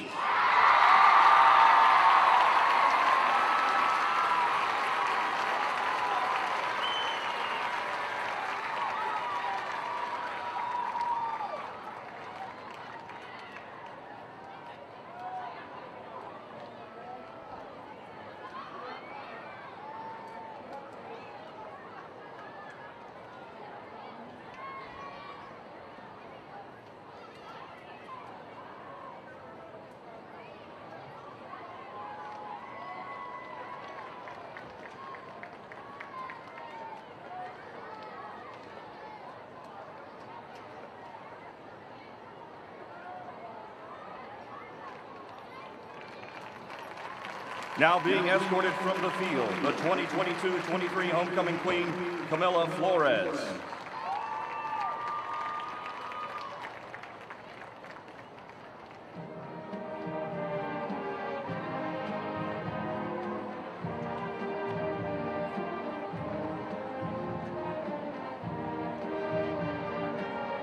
Freshman attendant Madison Cox.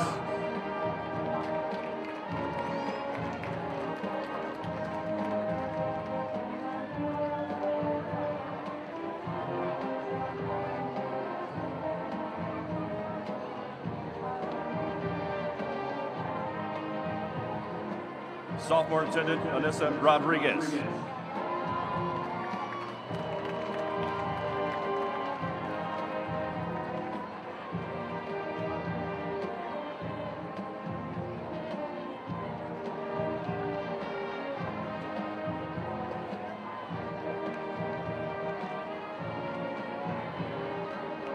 Junior attendant Reagan Petty.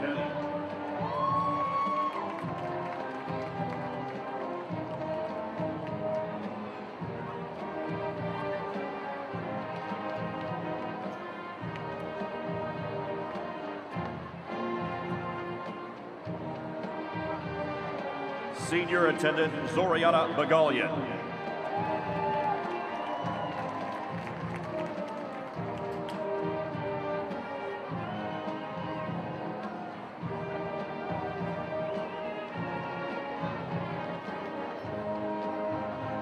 Senior attendant Sydney Nugget.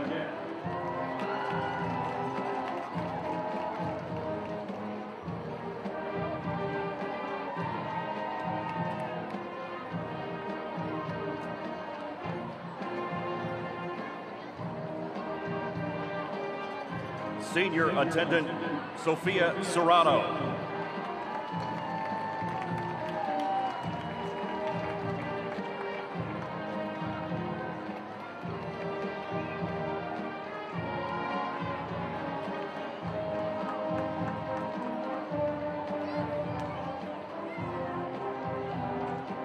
And please give a big round of applause for the 2023-24 Deer Park Homecoming King and Queen, Sergio Gomez and Aubrey Solis.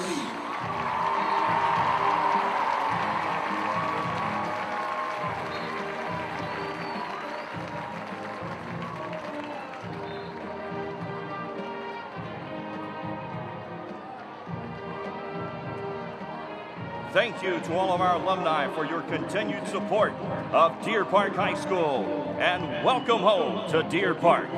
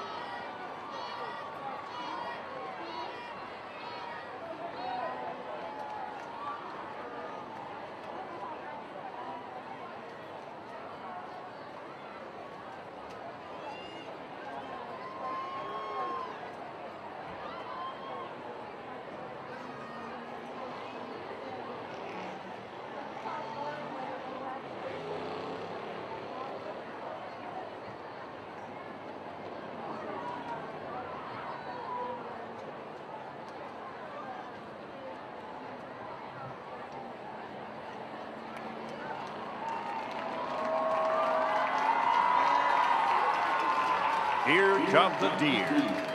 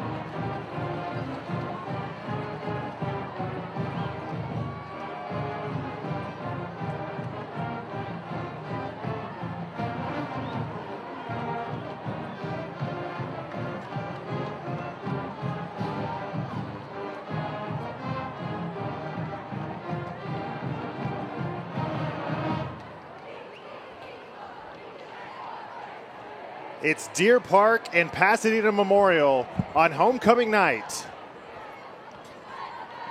17-0, Deer Park leads. Coming out of the half.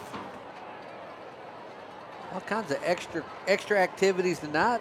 Aubrey Solis being named the homecoming queen for Deer Park High School 2023. So congratulations to her. That's an awesome honor.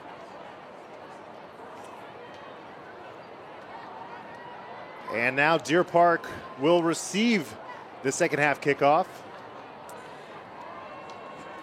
Yeah, and I think if you're Deer Park, actually, I think, let's talk about Pasadena. I think if you're Pasadena Memorial right now, you've got to be a little bit pleased with the way that the half ended.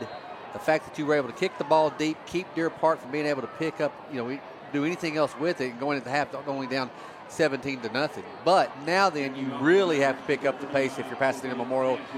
You do not want to allow these Deer to score on this opening drive. And if you're Deer Park, that's exactly what you do. So now Hayden Smith will take the second half kickoff, and he's looking for a hole. Ran into his own guy, but pretty good return there to bring it out to about the 34-yard line. He saw a spot there for just a second, didn't he? He was fixing to try to burst this thing right up the middle to start this second half. So at the end of the half, we saw McAdams run out of bounds and go down. And it's Kieselhorst now to start the second half. Yeah, I hope McAdams is okay, but he did take an awkward fall. Quick pass to the near sideline. It's Hayden Smith, who's wrapped up by the corner. Number 4, Jalen Bell. Pickup of about 5. And on second down, Kieselhorst will throw again. A dangerous pass that looked like Bell was going to try to come underneath and jump. It actually does make its way to Smith, but he wasn't able to bring it in. Yeah, I thought Hayden was going to be able to jump up there and pull that ball down. He tried to one-handed, but just couldn't hold on to it. Was getting his legs cut out from under him. by the defender. Yeah, that was Tanner Baczynski who had the interception earlier of McAdams. So the third consecutive pass. Quick one out to Talon Sedal on the far sideline. And there's a flag down. I think they're going to get Pasadena Memorial for a neutral zone infraction. Yeah, it was a complete free play there for Deer Park. You're right. The far end over there, I couldn't catch his number, but he's the one that jumped off sides and couldn't get back in time.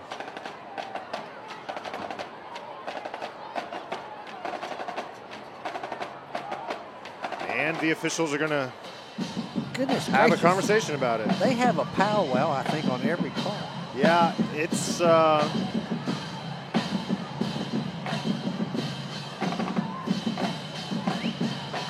it's like they want to take a vote. And they're still having a conversation. I mean, they made the signal. It's offsides on the defense. But just a very lengthy discussion about it.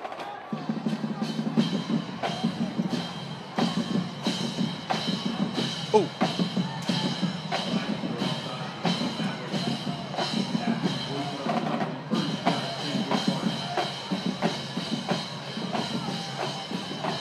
So after the penalty, it's 1st and 10. Sedal to throw again. He's going to go deep.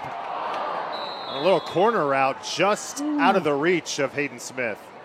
I actually think that defender over there for Memorial, Fernandez, I think he might have got a fingertip on that ball just to knock it out a little bit, because honestly, I thought Hayden was going to make that catch there. It would have been really difficult, but the ball moved just enough right before it got to him. I think the defensive player got a little fingertip on there. So now 2nd down. And this time they do hand to Gregory, who goes forward for about 4.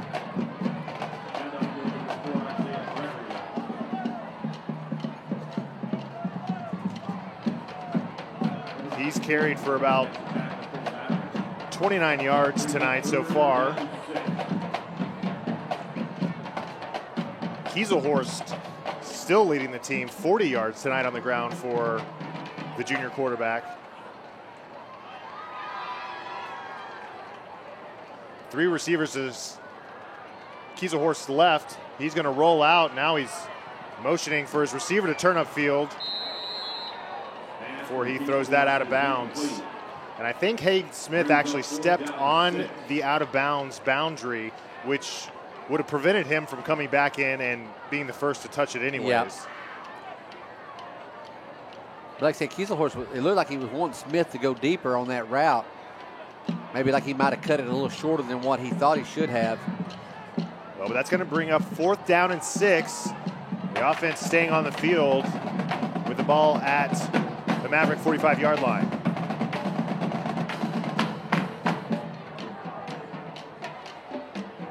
Got to know where the down marker is right here.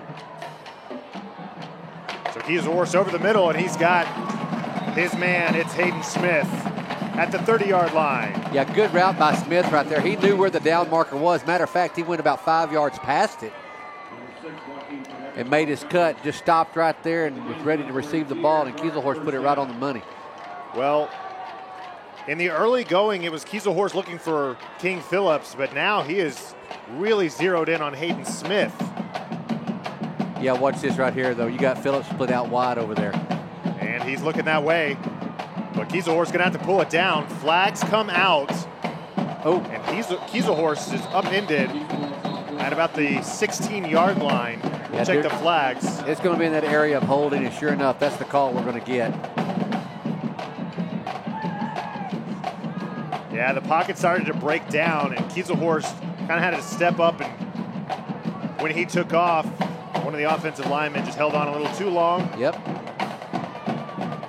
There have been a lot of penalties tonight. Sure seems like a little bit of an extra amount to me tonight, kind of excessive. After enforcement of the penalty, 1st down and 20.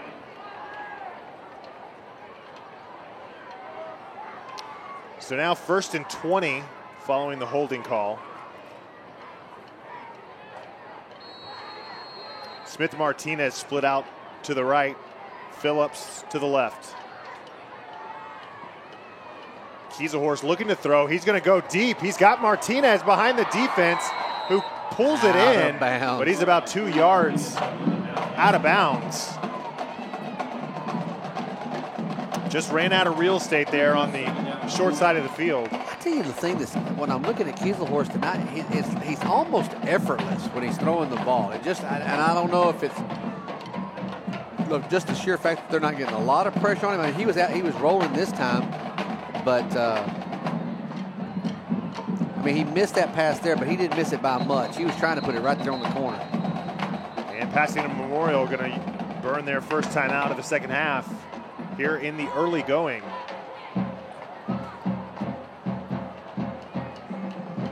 As the drumline and cheerleaders are having a good time down there in front of the student section. That's what it's all about, isn't it? Homecoming night 2023. An excellent crowd on hand. Do you remember your homecoming night your senior year? I don't. I mean, I would have been on the field because I played football. I suspect it's probably more memorable for some of the people in the crowd than it is. Generally, you pick a team that you think you can win against. And to be honest, Deer Park has had a lot of success against the Pasadena ISD schools over the last 20 years plus.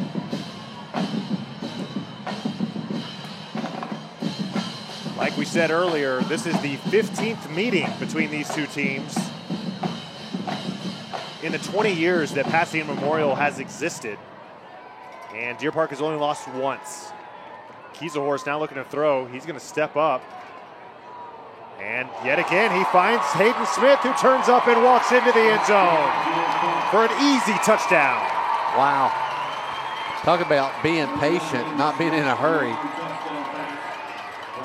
And did you see how effortlessly he turned upfield and just walked into the end zone? Yeah.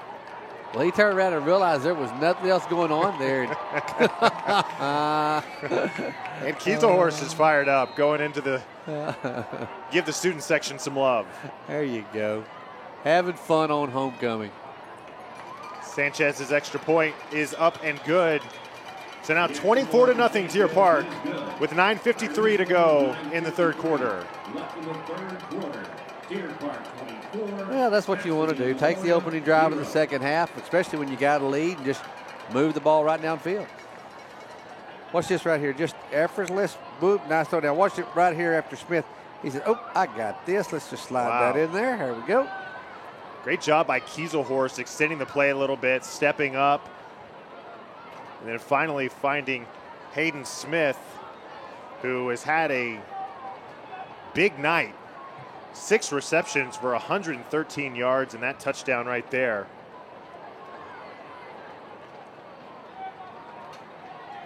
And that is his 17th receiving touchdown of his career. I mentioned earlier, he's been a 3-year starter now in his senior season.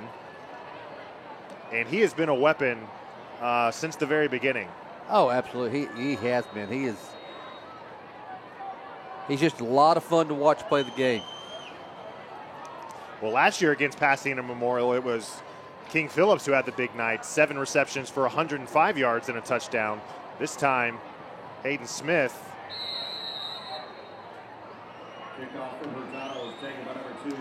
And number 2, Jonathan Hernandez, takes the kickoff.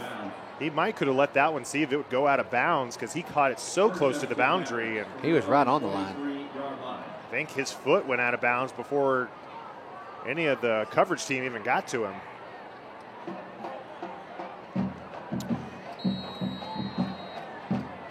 So now Reyes back in at quarterback. Johnson split out to his left. Delgado stands to his right in the shotgun. And they're going to hand to him. And he breaks the tackle. On the run, finally brought down. It's the cornerback here on the near side here who finally brings him down. That's Andre Jackson. And I don't know if you see the size comparison there. There's a big disadvantage there. I was thinking that very thought. I thought, oh, are you going to take him on head up? But he kind of dropped down. Jackson did what they called making a business decision. Went down towards the ankles. That's exactly what he did. So now they hand to Delgado again, but this time he's not getting away. It's number 90, Caleb Dilly there. Yeah, he ran into somebody a little bit more his size when he ran into Mr. Dilly right there. And Dilly, in his second game back from injury, he had a great game last week as well. Yes, he did. And incidentally, he was also one of the 4 nominees for the first ever Homecoming King. Oh, there you go. Caleb Dilly, along with Clayton McBride and Landon Sanders. So there's some honors going around there, being recognized by the student body. Now Reyes back to pass. He's in a little bit of trouble. Flags come out. He's able to find his receiver over the middle. Yeah, but I think you're going to bring this one back because that was definitely some holding going on there. It would have been a first down if it counts, but it won't.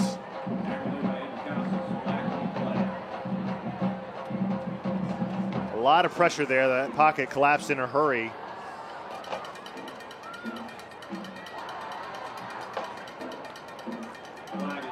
And both of these teams just getting backed up into long down and distances early on in their drives, which just makes it a little bit harder. Yeah, it's a lot more difficult, especially when you pick up first down and you have to back it up again, loss of yards for a penalty. That just makes it rough. So now Johnson, in a quarterback, he hands off to Delgado, who throws it back to him, and he's got some room to work. Cutting back towards the middle of the field and finally brought down Braylon Akunala, who finally brings him down. Yeah, I promise you, he had another 10 yards if he'd have gone north and south. Instead, he tried to turn it back up, go east and west, try to run around that defense. Well, a nifty play call. Now Reyes back at quarterback, and he hands to Delgado. And the Mavericks have something going here. Nice pickup of about 7. Yeah, well, they're setting up. They're going a little tempo, a little fast pace here. 3 receivers to the right. Reyes looking to throw. He's going to go over the middle, and he's got a guy. He caught that. Oh, no, he and didn't. They're going to say incomplete.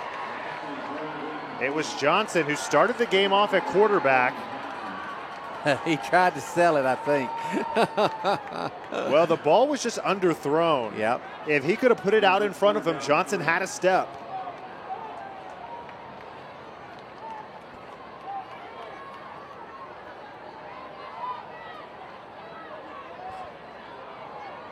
So now it's going to bring up 3rd and 10. Here we can see the replay.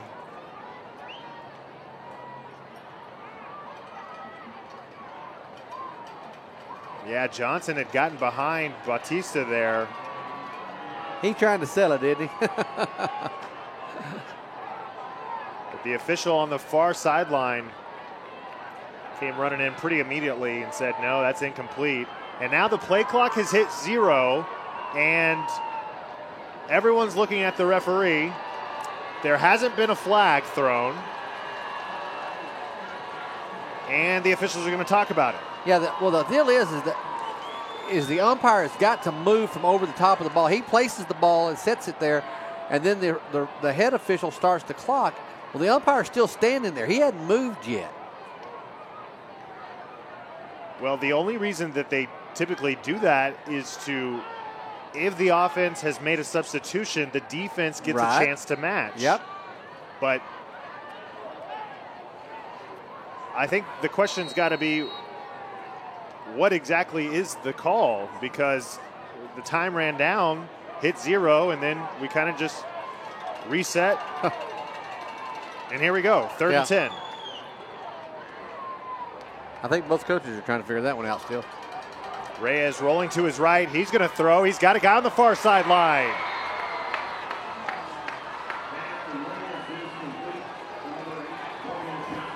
right now, Pasadena Memorial's kind of figured out a couple of things. They're having some real success moving the ball. They're not going to substitute anybody. Talk about substituting. Not going to do it right here. They're going to go with a little tempo. Yeah, that was Munoz on the catch on the far sideline. And Memorial trying to capitalize on their big plays here on this drive. They hand it to Delgado up the middle. And he's brought down. That's Kyron Lewis in the middle. See, man, if I'm Memorial right now, I'm getting back to the line of scrimmage, and that's what they're doing. That's exactly what they're doing. And now Reyes, he's going to throw. He's got a man wide open. Touchdown. Munoz again.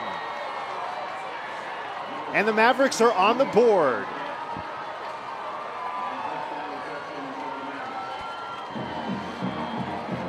Well, again, they were just having success with that tempo offense. They made a couple of big plays, went right back to the line of scrimmage, and just kept doing that. And that's just taking a play out of the Dobie playbooks is what that's doing, because that's what Dobie did against Deer Park and had some success with it. So right now, extra point was no good. Nope, there it was. It was good. My bad. Well, that was a big drive for Pasadena Memorial. That's a huge drive. In danger of letting this game kind of get away from them, but responded with several big plays there to get right back in it. Yeah, now I mean, if you're Memorial, you got momentum on your side. Biggest thing for Deer Park right now is hold on to this football and make something happen. Try to get that touchdown back offensively. 7:24 to go in the third quarter. The class of 1974 being recognized here in the stadium, celebrating their 50th high school reunion. You gone to any of your high school reunions, Tim? I have. I went to my 15th and my 20th and my 25th. We'll stop right there. No, 30's coming around the corner. So a short pooch kick. That one's going to hit the ground. And it's finally scooped up. That ball's loose. No, but they're going to say he's down. I tell you, right, and this is it, Jared. Right here is the deal. If you're Pasadena Memorial, you get a touchdown, you come down with a lot of pressure, you make a hit like that, something crazy happens, and then boom, you're right back in this ball game. So Deer Park needs to just kind of tighten up right here and make sure that they don't give up anything silly. Yeah, that was number 44, A.J. Hernandez, the senior linebacker, who ended up scooping it up, which is probably not who you want returning a kick. But the Deer fortunate to hang on to it, and it's 1st and 10. Kiesehorst throws to the far side. It's King Phillips, who scampers out of bounds for about 10 yards. They're going to actually mark him a yard short of that.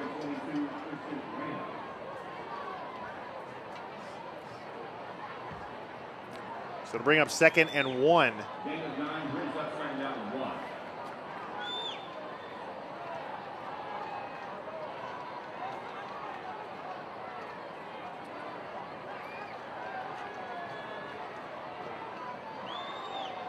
Martinez in motion. And the give is to Gregory, who picks his way down for about 5 yards to the 40-yard line and a first down. If you're Deer Park, you would really like to slow it down here.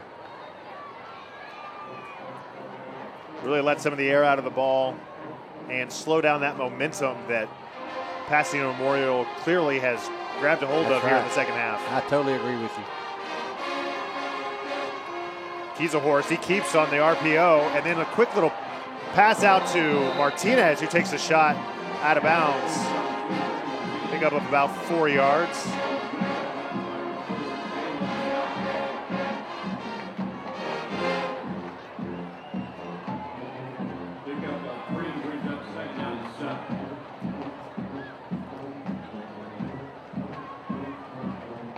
Second down and 7. Phillips and Martinez out to the left. Kiesehorst takes the snap, and he holds on to it and is ripped down by number 88, Richard Crawford. I'm telling you, Jared, right now, this thing is really going Memorial's way. Well, Kiesehorst on the little read there, and he made the wrong one. Yes, he did. And that's going to put Deer Park back at 3rd and 13. But they are, and just watch, they are going to bring everything coming after Kiesehorst right here on this 3rd down play.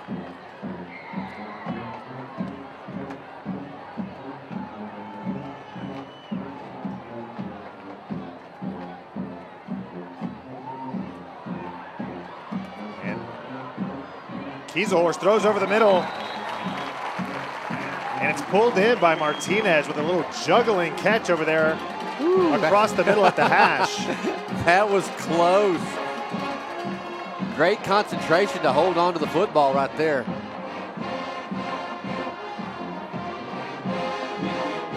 Yeah, excellent catch by Martinez. Because if he doesn't make that catch, Deer Park's turning the ball over on the punt. Yeah. Keeps the drive alive. 1st and 10 now. The ball at the Memorial 44-yard line.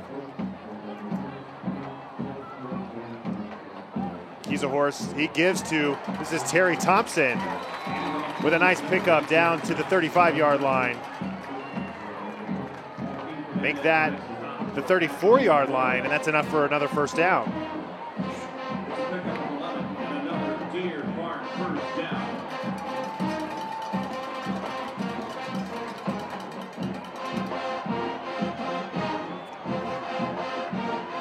Got to keep the chains moving, keep the clock running. 4:30 left to go in the 3rd quarter. This time it's Martinez coming across on the jet sweep. He's going to turn up and pick up maybe about a yard, but there is a flag on the play down on that far sideline. I'm wondering if there may have been a face mask right there. No, it looks like a hold. Was it a hold? Yep. And what did we say? Here we go. It was one of those things. Start moving forward, and all of a sudden you look up and you're another 10 yards backwards.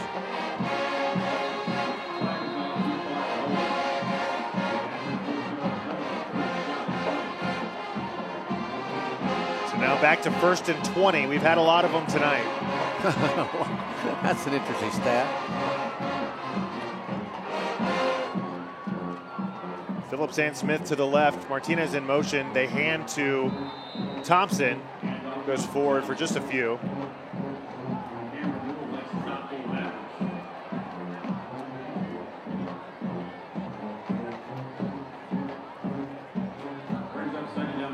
So now 2nd and about 17 to go. And the Deer are still running players on. And now Bergman comes out.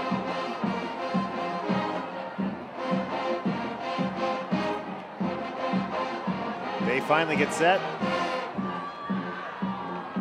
Kiesehorst going to throw a little screen to Thompson over the middle. He's got some blocks. What a shot. Goodness gracious, did you see?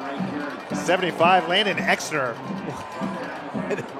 He absolutely exploded on that guy. That's the one that that's the film room show right there. They're going to back that one up, back forward, backwards, forward, backwards. Well, you don't see a lot of screens from Deer Park. Here comes the quick replay as Kiesehorst takes the snap. He's going to hand off to Hayden Smith, who goes backwards. Oh, yeah. So now it's 4th down. So this thing is still, I mean, here we go. Yeah, this is an important play right here. 4th down, very big for Memorial in particular. Absolutely, because, I mean, the thing is, the ball's on the 35-yard line of Memorial right now, so this is decent field position for them if Deer Park doesn't pick up any yardage. So Kiesehorst to throw. He's going to go deep and nobody home. And that's where they're going to get the ball, is on the 35-yard line. 2:03 to go in the third period. This is going to get really interesting, Jared, if they're able to figure out a way to score right here. Yeah, it took a little longer than they wanted to, but they get the ball back, keeping Deer Park off the board there on that drive.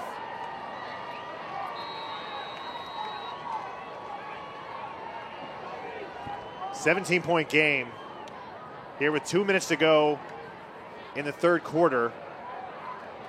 And since Reyes has come in, the Mavericks have been able to move the ball a little bit on this Deer Park defense. He's going to throw over the middle. Look at and here. It's picked off. Bautista on the run. He's got one man to beat. And that's what Deer Park needed right there. Big, big, big interception.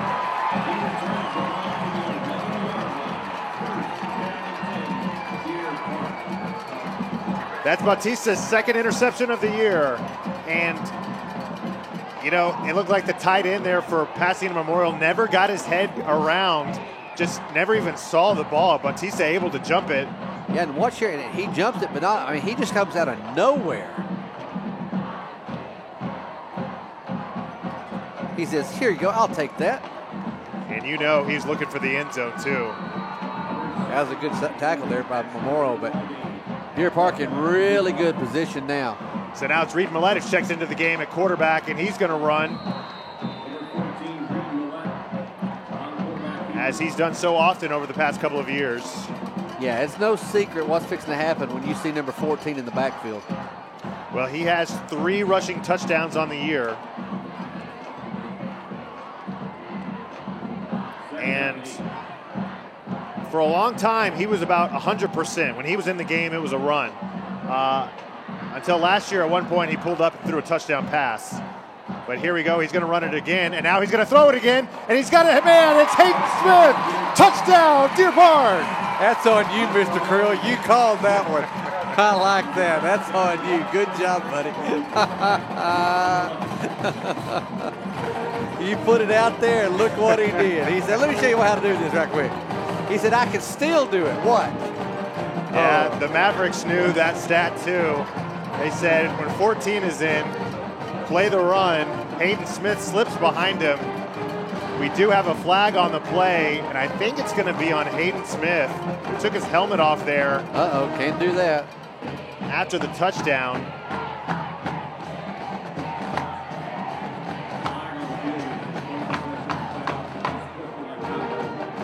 So they're talking with Coach Crocker on how to enforce this penalty.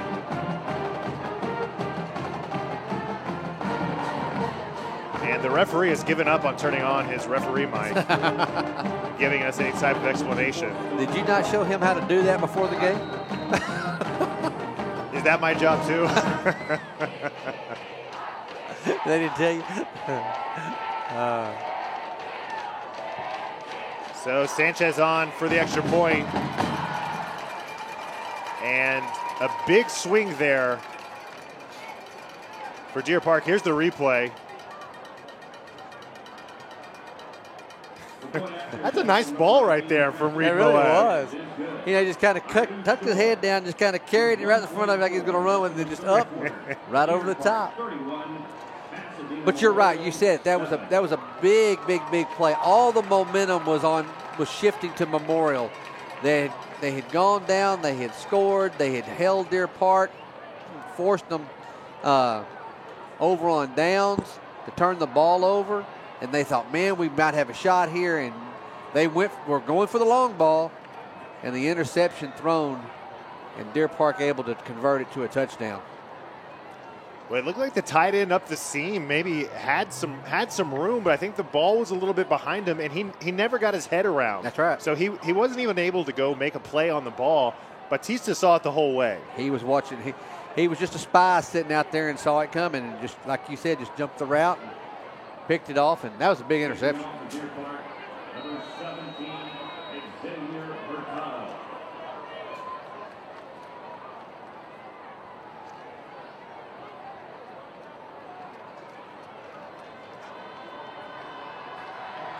So Hurtado's got the ball teed up. And they've moved it backwards 15 yards following the penalty. So Memorial's going to get a chance to return this one. It's number 6, Joaquin Hernandez, and he slips down. He did. About the 30-yard line. I tell you what, he's lucky he slid too, because he was fixing to get his block knocked off. That Deer Park defender right there, he had his number, and he was fixing to light him up.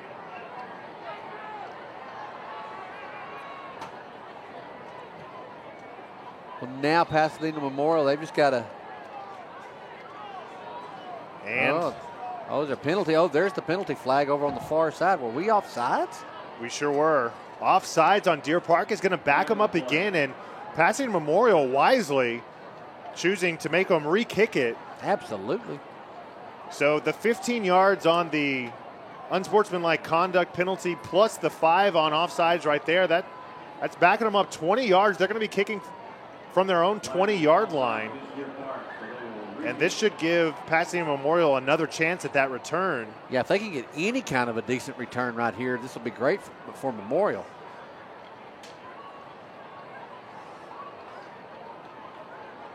Fernandez and Munoz back deep to see if they can spark this Memorial team with a big return.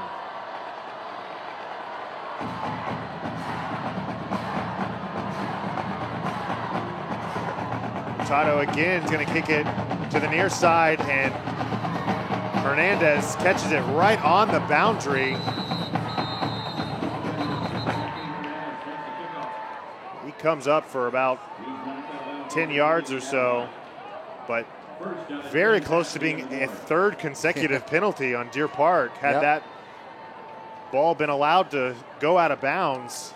I'm not convinced that it wasn't going to go out of bounds. I mean, he was right on the boundary. Yeah. It actually looked to me like he actually kind of leaned over to the out, leaned out or towards the sideline to make the catch.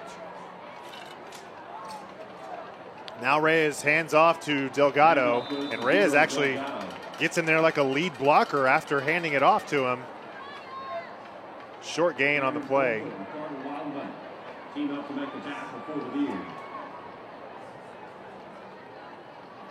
So with under a minute to go here in the 3rd quarter, Memorial desperately needs to get something going here on this drive.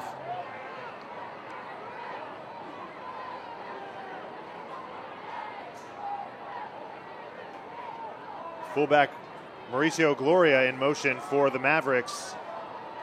Reyes to throw.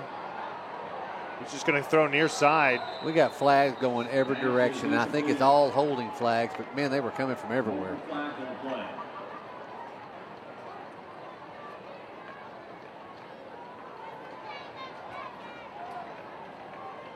And it is holding on the Mavericks. So by my count, 12 accepted penalties tonight between these two teams. Good gracious. But think about, you add to that the penalties that were not accepted. They declined. Or the penalties that offset. Yeah. Yeah, exactly. There have been a lot. Yeah, there's some laundry going to have to be done tonight. Those flags are dirty. So, the Mavericks now, 2nd and 20. Quick pass out to the right side. Reyes, though, skips it in to number 2, Jonathan Hernandez. And now they are in a world of trouble at 3rd and very long. 28 seconds to go here in the 3rd. Deer Park leads 31-7 over Pasadena Memorial on homecoming night. Yeah, this thing is, if they can't do something right here, this thing's fixing to just completely slip away from them.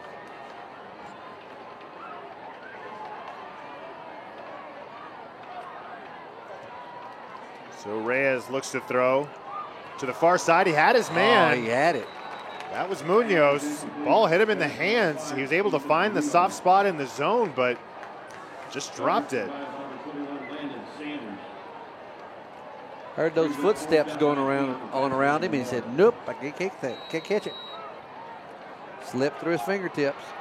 And that's going to force Pasadena Memorial to punt on 4th and 20. Ball at their own 31-yard line. Well, I tell you what, again, we've said it a bunch tonight, but if you're Memorial, they've done a good job so far keeping that ball away from Hayden Smith, because if he gets it right now, he's pretty excited right now. He's had a good night, so he'd like to add a punt return to his resume. Delay of game. He's going to make this 4th and even longer. 25, which will give Deer Park that much better of field position. And that's like dangling a steak in front of a hungry lion right there. Hayden Smith's like, give me the ball. It's that much closer to the end zone. And what we have not seen this year is any type of return touchdown. But Hayden Smith will get a chance here. And he's got a blocker. He tries to tiptoe the sideline, but just stepped out. He had it right there. It was there. He had the blockers he needed. Everything was set up, but he just got pressed up against that sideline and just barely touched it. Well, we thought we were going to see our first punt return touchdown. That was so close. Batista there leading the way, blocking.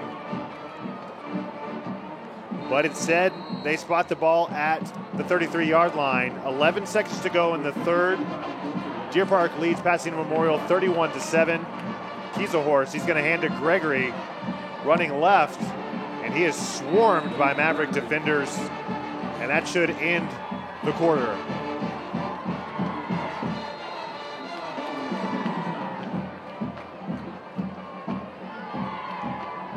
And it does. Headed to the fourth quarter. 31-7. Deer Park leads Pasadena Memorial on homecoming night.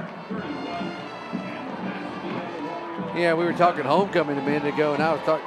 You were asking me if I'd been. I started doing the math in my head. I went, whoo. The number's a lot higher than what I thought it was. I'm 2 years away from 40. Well, you've been to a lot of Deer Park homecoming games. I've been to a lot of Deer Park homecoming games. This scheduled to be your last. Yep, this is probably going to be the last one. Well, you're always welcome to come back. Thank you. I for appreciate homecoming. That. Thank you. I know that you were not a Deer Park alumni, but we certainly consider you one of our own before you abandon us for greener pastures. Well, it has been a lot of fun. Enjoy it. We still got a few games left, so it's. But no, I thank you. It's been a ton of fun, and I do feel like Deer Park's home. So.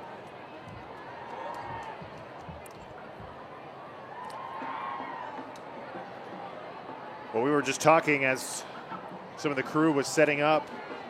And, Hayden is chomping at the bit to try to get in here and take your position. When he found out you weren't coming back, he said, no more spider monkey? That one may go down in history, I'm afraid. So Deer Park comes out in an interesting formation, and Pasadena Memorial takes a timeout. So before we are even able to get this fourth quarter underway, our first timeout of the quarter.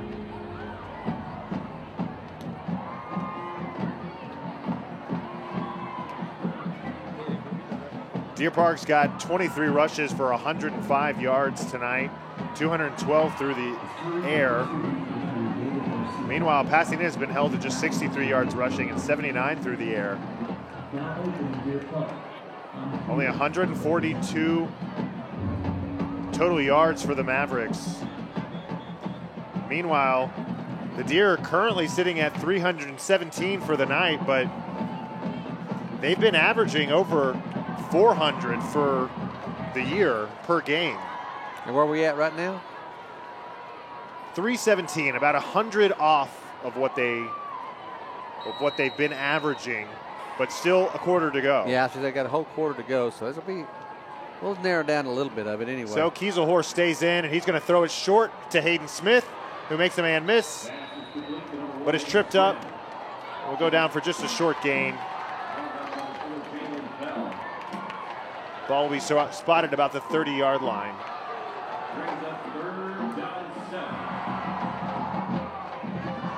Hayden started there in the backfield before slipping out into the flats. So 3rd down and 7.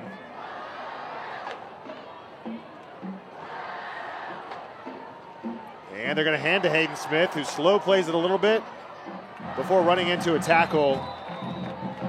Number 3, Leon Shirley, pulls him down. And it looks like he's going to be about a yard short of the 1st down. Yeah, just really close there. And guess who's going to come in the ball game being a yard short? Reed Millette checks in at the quarterback position. Well, what do you think, Tim? What do you think he's going to do? Oh, he's going to run this. He's going to run this one. Yeah, he's running. They're going quick to the line. Millette takes the snap. He's going to cut up. Has plenty for the 1st down. Dishes out a little punishment on the way. Joaquin Fernandez, the safety, pulls him down.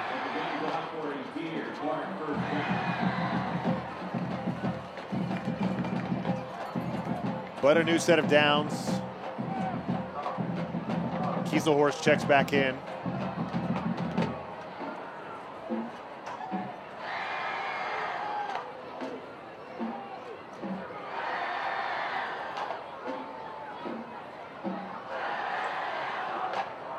It's Phillips to the left, along with Gregory split out in the slot. Talon Sedal on the right. Gregory goes in motion before Kieselhorst pulls it down. And he is off and running to the pylon. Touchdown, Landon Kieselhorst. He made the man, just a little bit of a hesitation move right there, just enough to step around the defender and score the touchdown. 2 Maverick defenders down on the field after that play, but Kieselhorst looked like he was running in slow motion, didn't it? He did. Yes, he's just so tall, and he's just tall and lanky. I mean, he really looks tall and lanky, but then you, like I said, you get up next to him, you're like, okay, this kid's bigger than he looks like he is. But well, here's the replay. Watch this. Right there. That little stutter step he made was just enough to make that guy miss to where he could get the touchdown.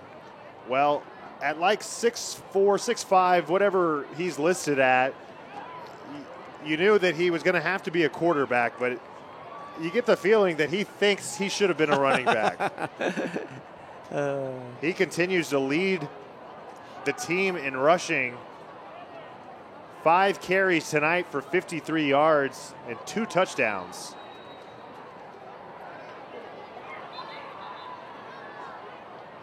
And still waiting on the injured Mavericks to make their way to the sideline before Sanchez can boot this point after try through.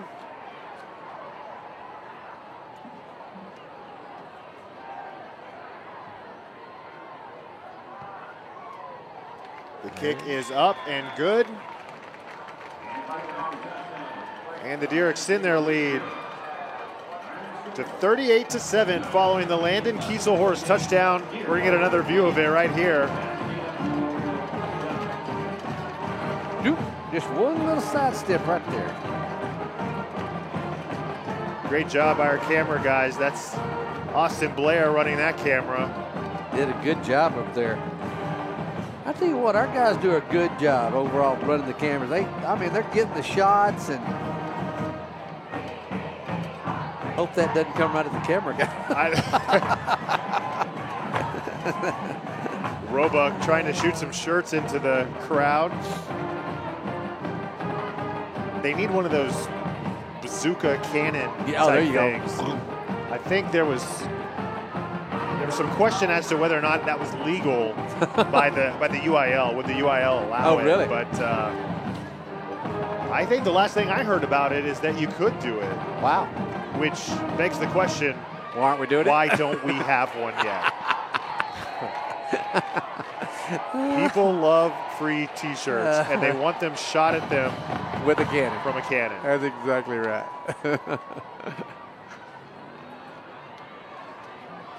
So here's Fernandez on the return before he is hit, forced out of bounds there at about the 18-yard line.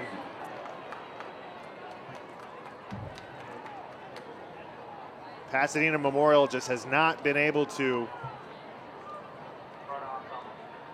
capitalize on any of their opportunities and has slowly let this one get away from them. Yeah, I mean, they had that, they had the chance there after they scored the touchdown and pinned Deer Park back, but after that interception, that just kind of threw cold water on that situation.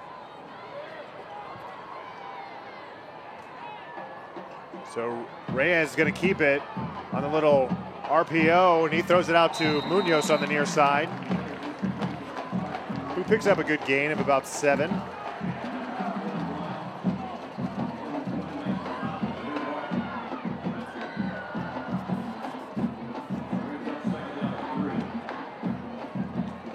So now 3 receivers to his left, and he hands to Delgado up the middle.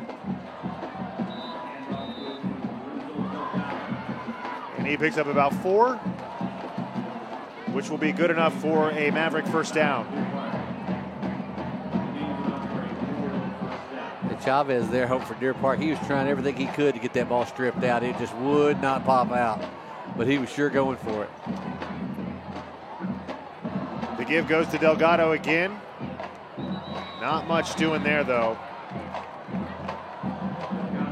You said earlier, this front for Deer Park has been a force, and a lot of big-time players that have contributed for a long time. Luke Webb, Caleb Dilley, both of them 3-year starters on that defensive line, now in their senior season. Well, and the other thing Deer Park's able to do, as long as they get a substitution, is they're good about, they don't just swap out one guy. They'll swap out 3 guys. They'll swap out 4 guys, keeping fresh legs out there on the field on a pretty regular basis.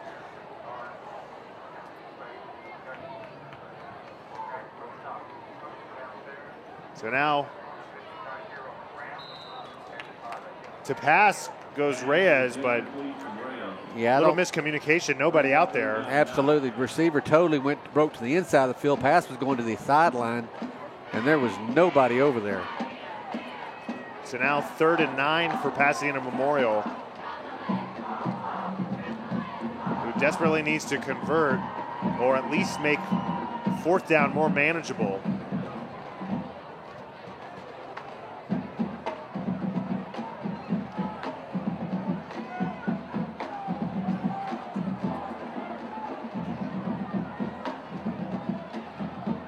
Reyes is going to pass over to the middle, and he hits Munoz, who has what should be enough for a first down. Yeah, he came back a little bit as he was catching the ball, and they still gave him about 1.5 yard gain, and so that was plenty to pick up the first down. Tell you what, though, he was throwing the fastball right there. There was a lot of heat coming on that pass. Now the give to Delgado, who lowers his shoulder into the middle of that defense. Picks up about 3. 7:45 to go in this one.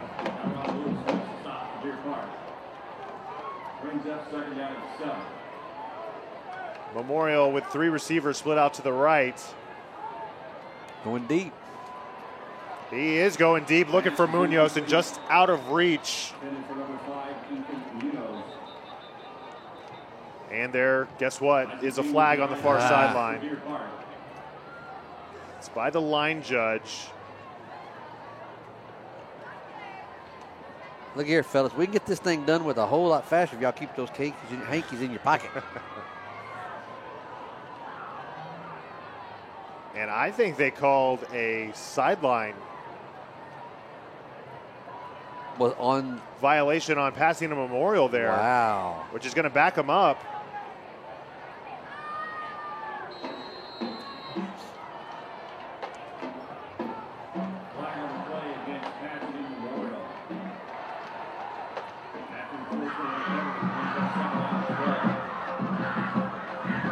So now 2nd and 12 for the Mavericks.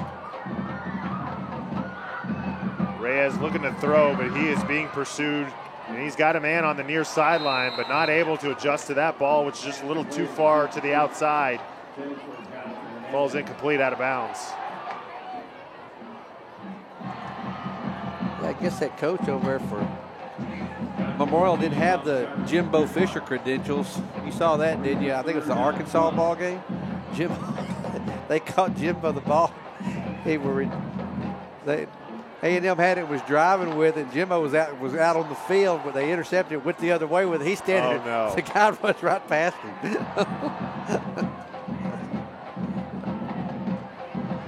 Reyes is going to throw on the far sideline. That's Delgado running a little wheel, but incomplete, which is going to bring up 4th and 12.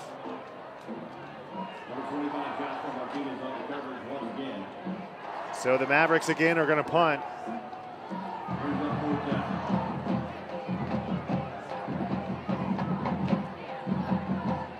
Right now, Deer Park, after receiving this punt, should be able to run a lot of time off the clock. I'm not going to say they're going to be able to run the game out, but we should be able to get use up a lot of clock right here.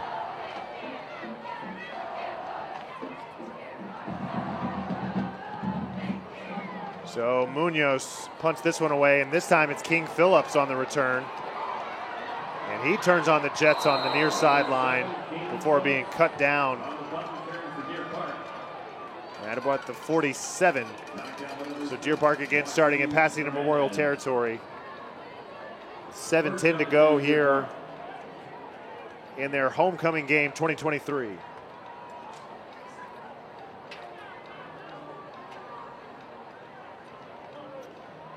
So now it looks like Erdman's going to come in.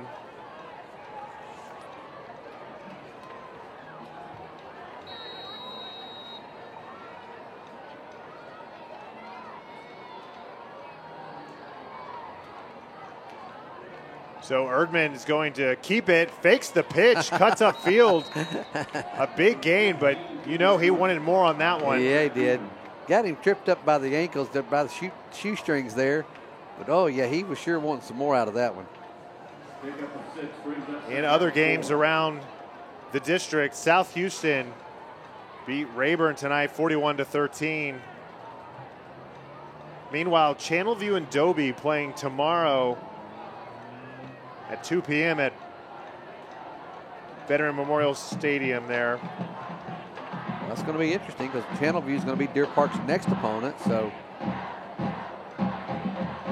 Erdman fakes the give and then looks to throw, but keeps it himself, and he will pick up the first down.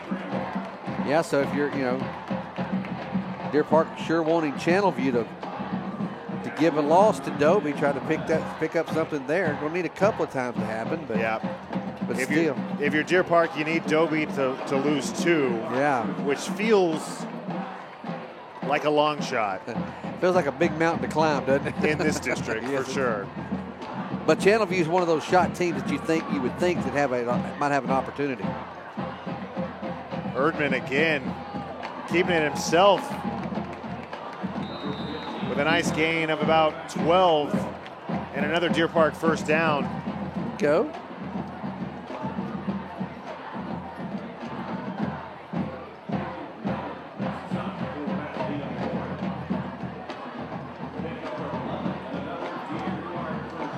So a new set of downs for the Deer. About 5.5 minutes to go. Deer Park leading 38-7 over Pasadena Memorial.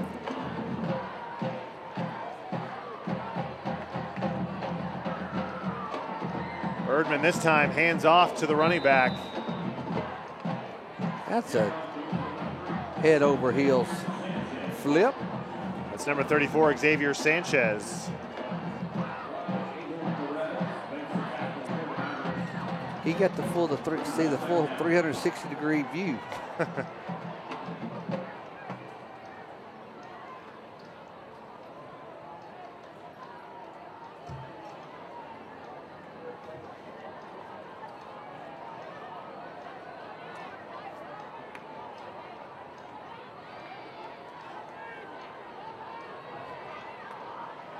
Erdman takes the snap, and he's going to keep it, and he's got a block. He's room. going to the far sideline, and he's in for the touchdown.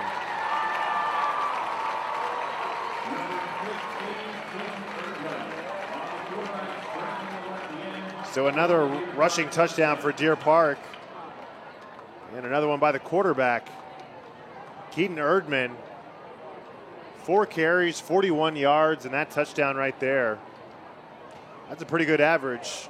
Not bad at all.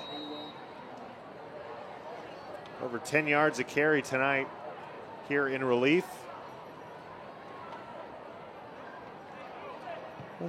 Senior getting an opportunity to score a touchdown on homecoming and have some fun out there. That's great.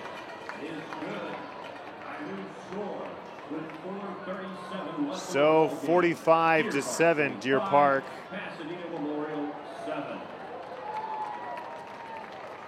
And he just beats the defenders around the edge.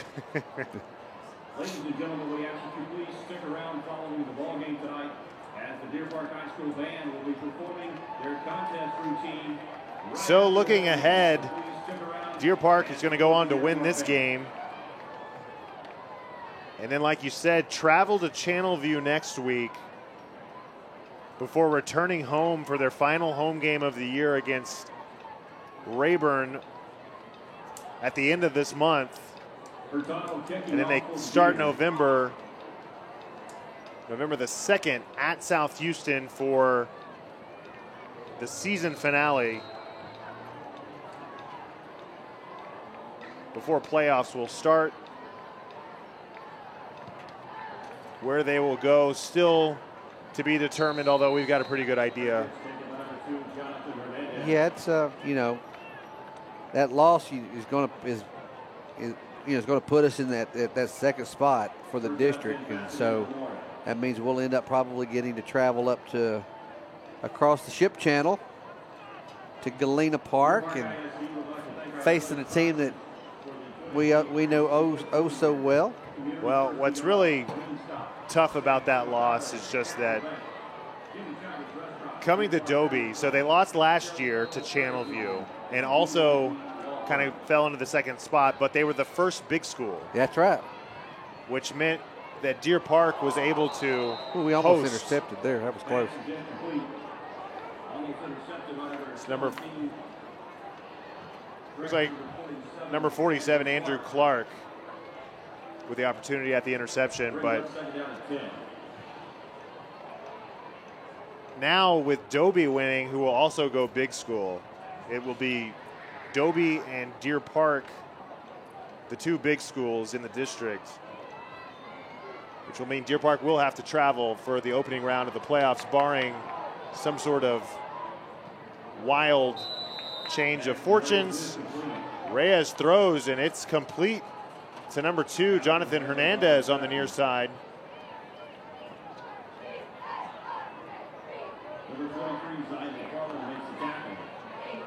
So now 3rd down and about 5 for the Mavericks. Yeah, well, the thing about it is on that big school, when you go up to that district just above us, the fact is the number 1 and number 2 schools are going to either be North Shore or Atascocita. They're just going to flip-flop back and forth, just like we flip-flop down here with Dobie as a big school. So if you win the district, you'll get the second place team. Reyes to throw over the middle, and he's got a guy wide open. It's Munoz breaking a tackle. And he's finally brought down on the far sideline.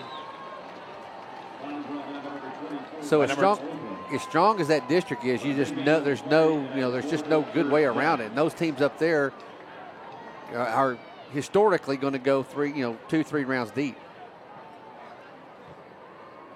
Yeah, it's a tough draw for Deer Park, no matter which way you slice it. But You would certainly rather, if you got to face one of those teams, you would rather do it at home. Absolutely. Because the trip home is a little bit easier. Reyes is going to keep it around the far end before being tackled by number 47, Andrew Clark. Well, my deal is, too, and I've said this for a long time, is that in this team included, the fact is this Deer Park team, and some historically, could have gone and played another district, won or got even second place in our district, and gone and played in other districts and could have advanced, gone another 1 or 2 rounds. It's just difficult when you're playing a team of that nature. But I can tell you this, Coach Flynn will have our guys ready to play in those ball games when we get there. And they'll put on the best performance they possibly can. And they may slide out of there with a win. Who knows? Mauricio Glorio on that carry for about 4. Just under 2.5 to go here in this one. Brings up second down and 6.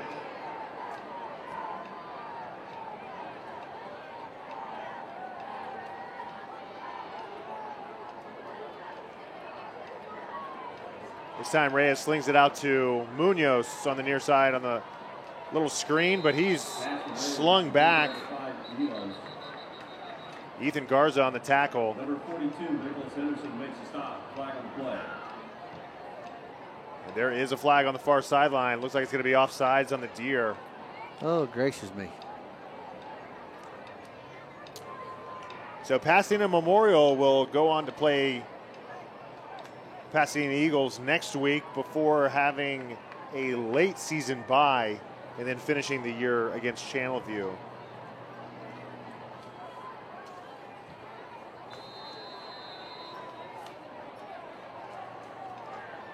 Flag is against Deer Park for all sides.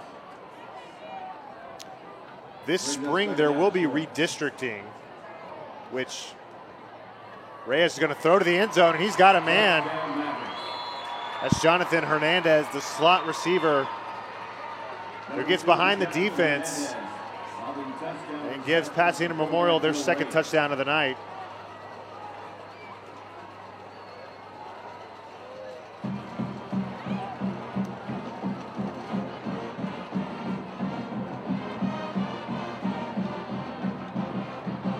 Yeah, you were talking about just the matchup. It's just incredible how tough that district is. Yeah, and that's 4 schools deep, 4 or 5 schools deep. I mean, it's not just those top 2. It goes deep. North Shore, Atascocita, C.E. King, Summer Creek. It really is a murderer's row there. And just so unfortunate that Deer Park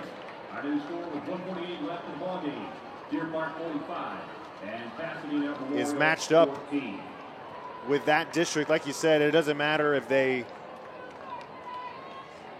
win district here or if they come in second, they're pretty much guaranteed nearly to play Atascocita or North Shore, 2 of the best teams in the state, in the entire state. Exactly.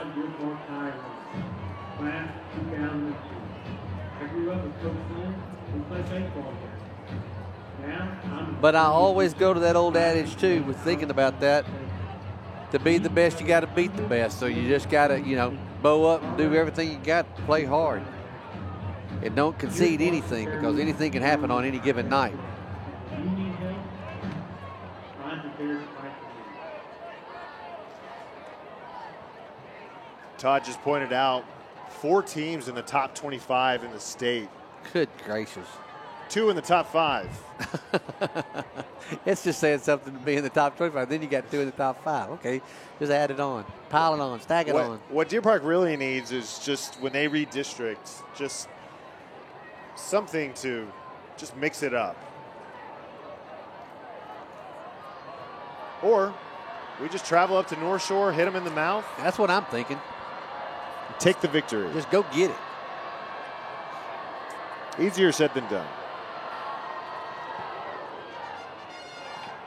So the kick now Martinez is going to take it on a hop, and look out. He's got one man to beat. Big return by Martinez. Get there. Oh, just tripped up. Oh, that was so close. You talking about being saved by a shoestring tackle save. That's what happened right there. I thought they were going to catch him about the 25, 30, but they didn't. And, man, he was so close to scoring. Well, I thought he was going to get caught from behind earlier, but then he turned on the Jets. And I thought for sure he was going to be gone. But the diving shoestring tackle saves the touchdown for Memorial. Here you can see it. The ball hits right in front of him and takes it on a bounce.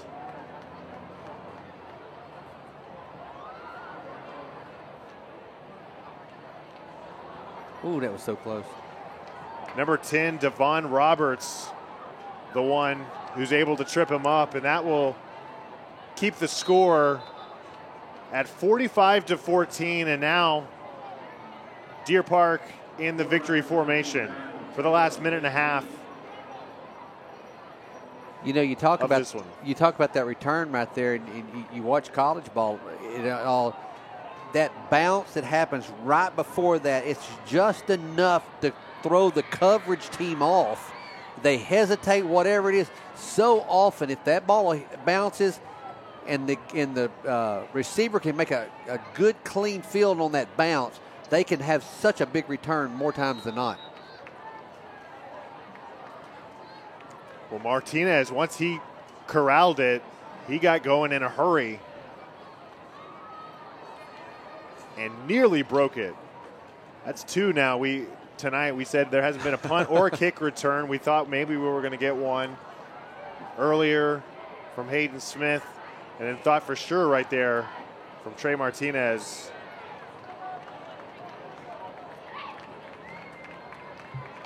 Well, Mr. Krill, I've enjoyed it this evening. You did a good job, my friend. Well, I appreciate you being so kind, letting me come in and do this. I hope I don't have to do it again. Mason should be back to call the remainders of the games this year. But that's going to do it here from Clyde Abshire Stadium. Deer Park 45, Pasadena Memorial 14 on homecoming night. And they send the fans home happy. For all of us here at the Deer Network, Tim Kolb, Todd Trusty, Tommy Van Sickle, Carlos Navarez, everybody upstairs doing a great job without me. Listen to us next week as Deer Park travels to Channelview. And then they'll finish out the year against Rayburn and South Houston. We're coming down to the home stretch, everybody. Thanks for joining us. Deer Park 45, Pasadena Memorial 14. Good night, everybody.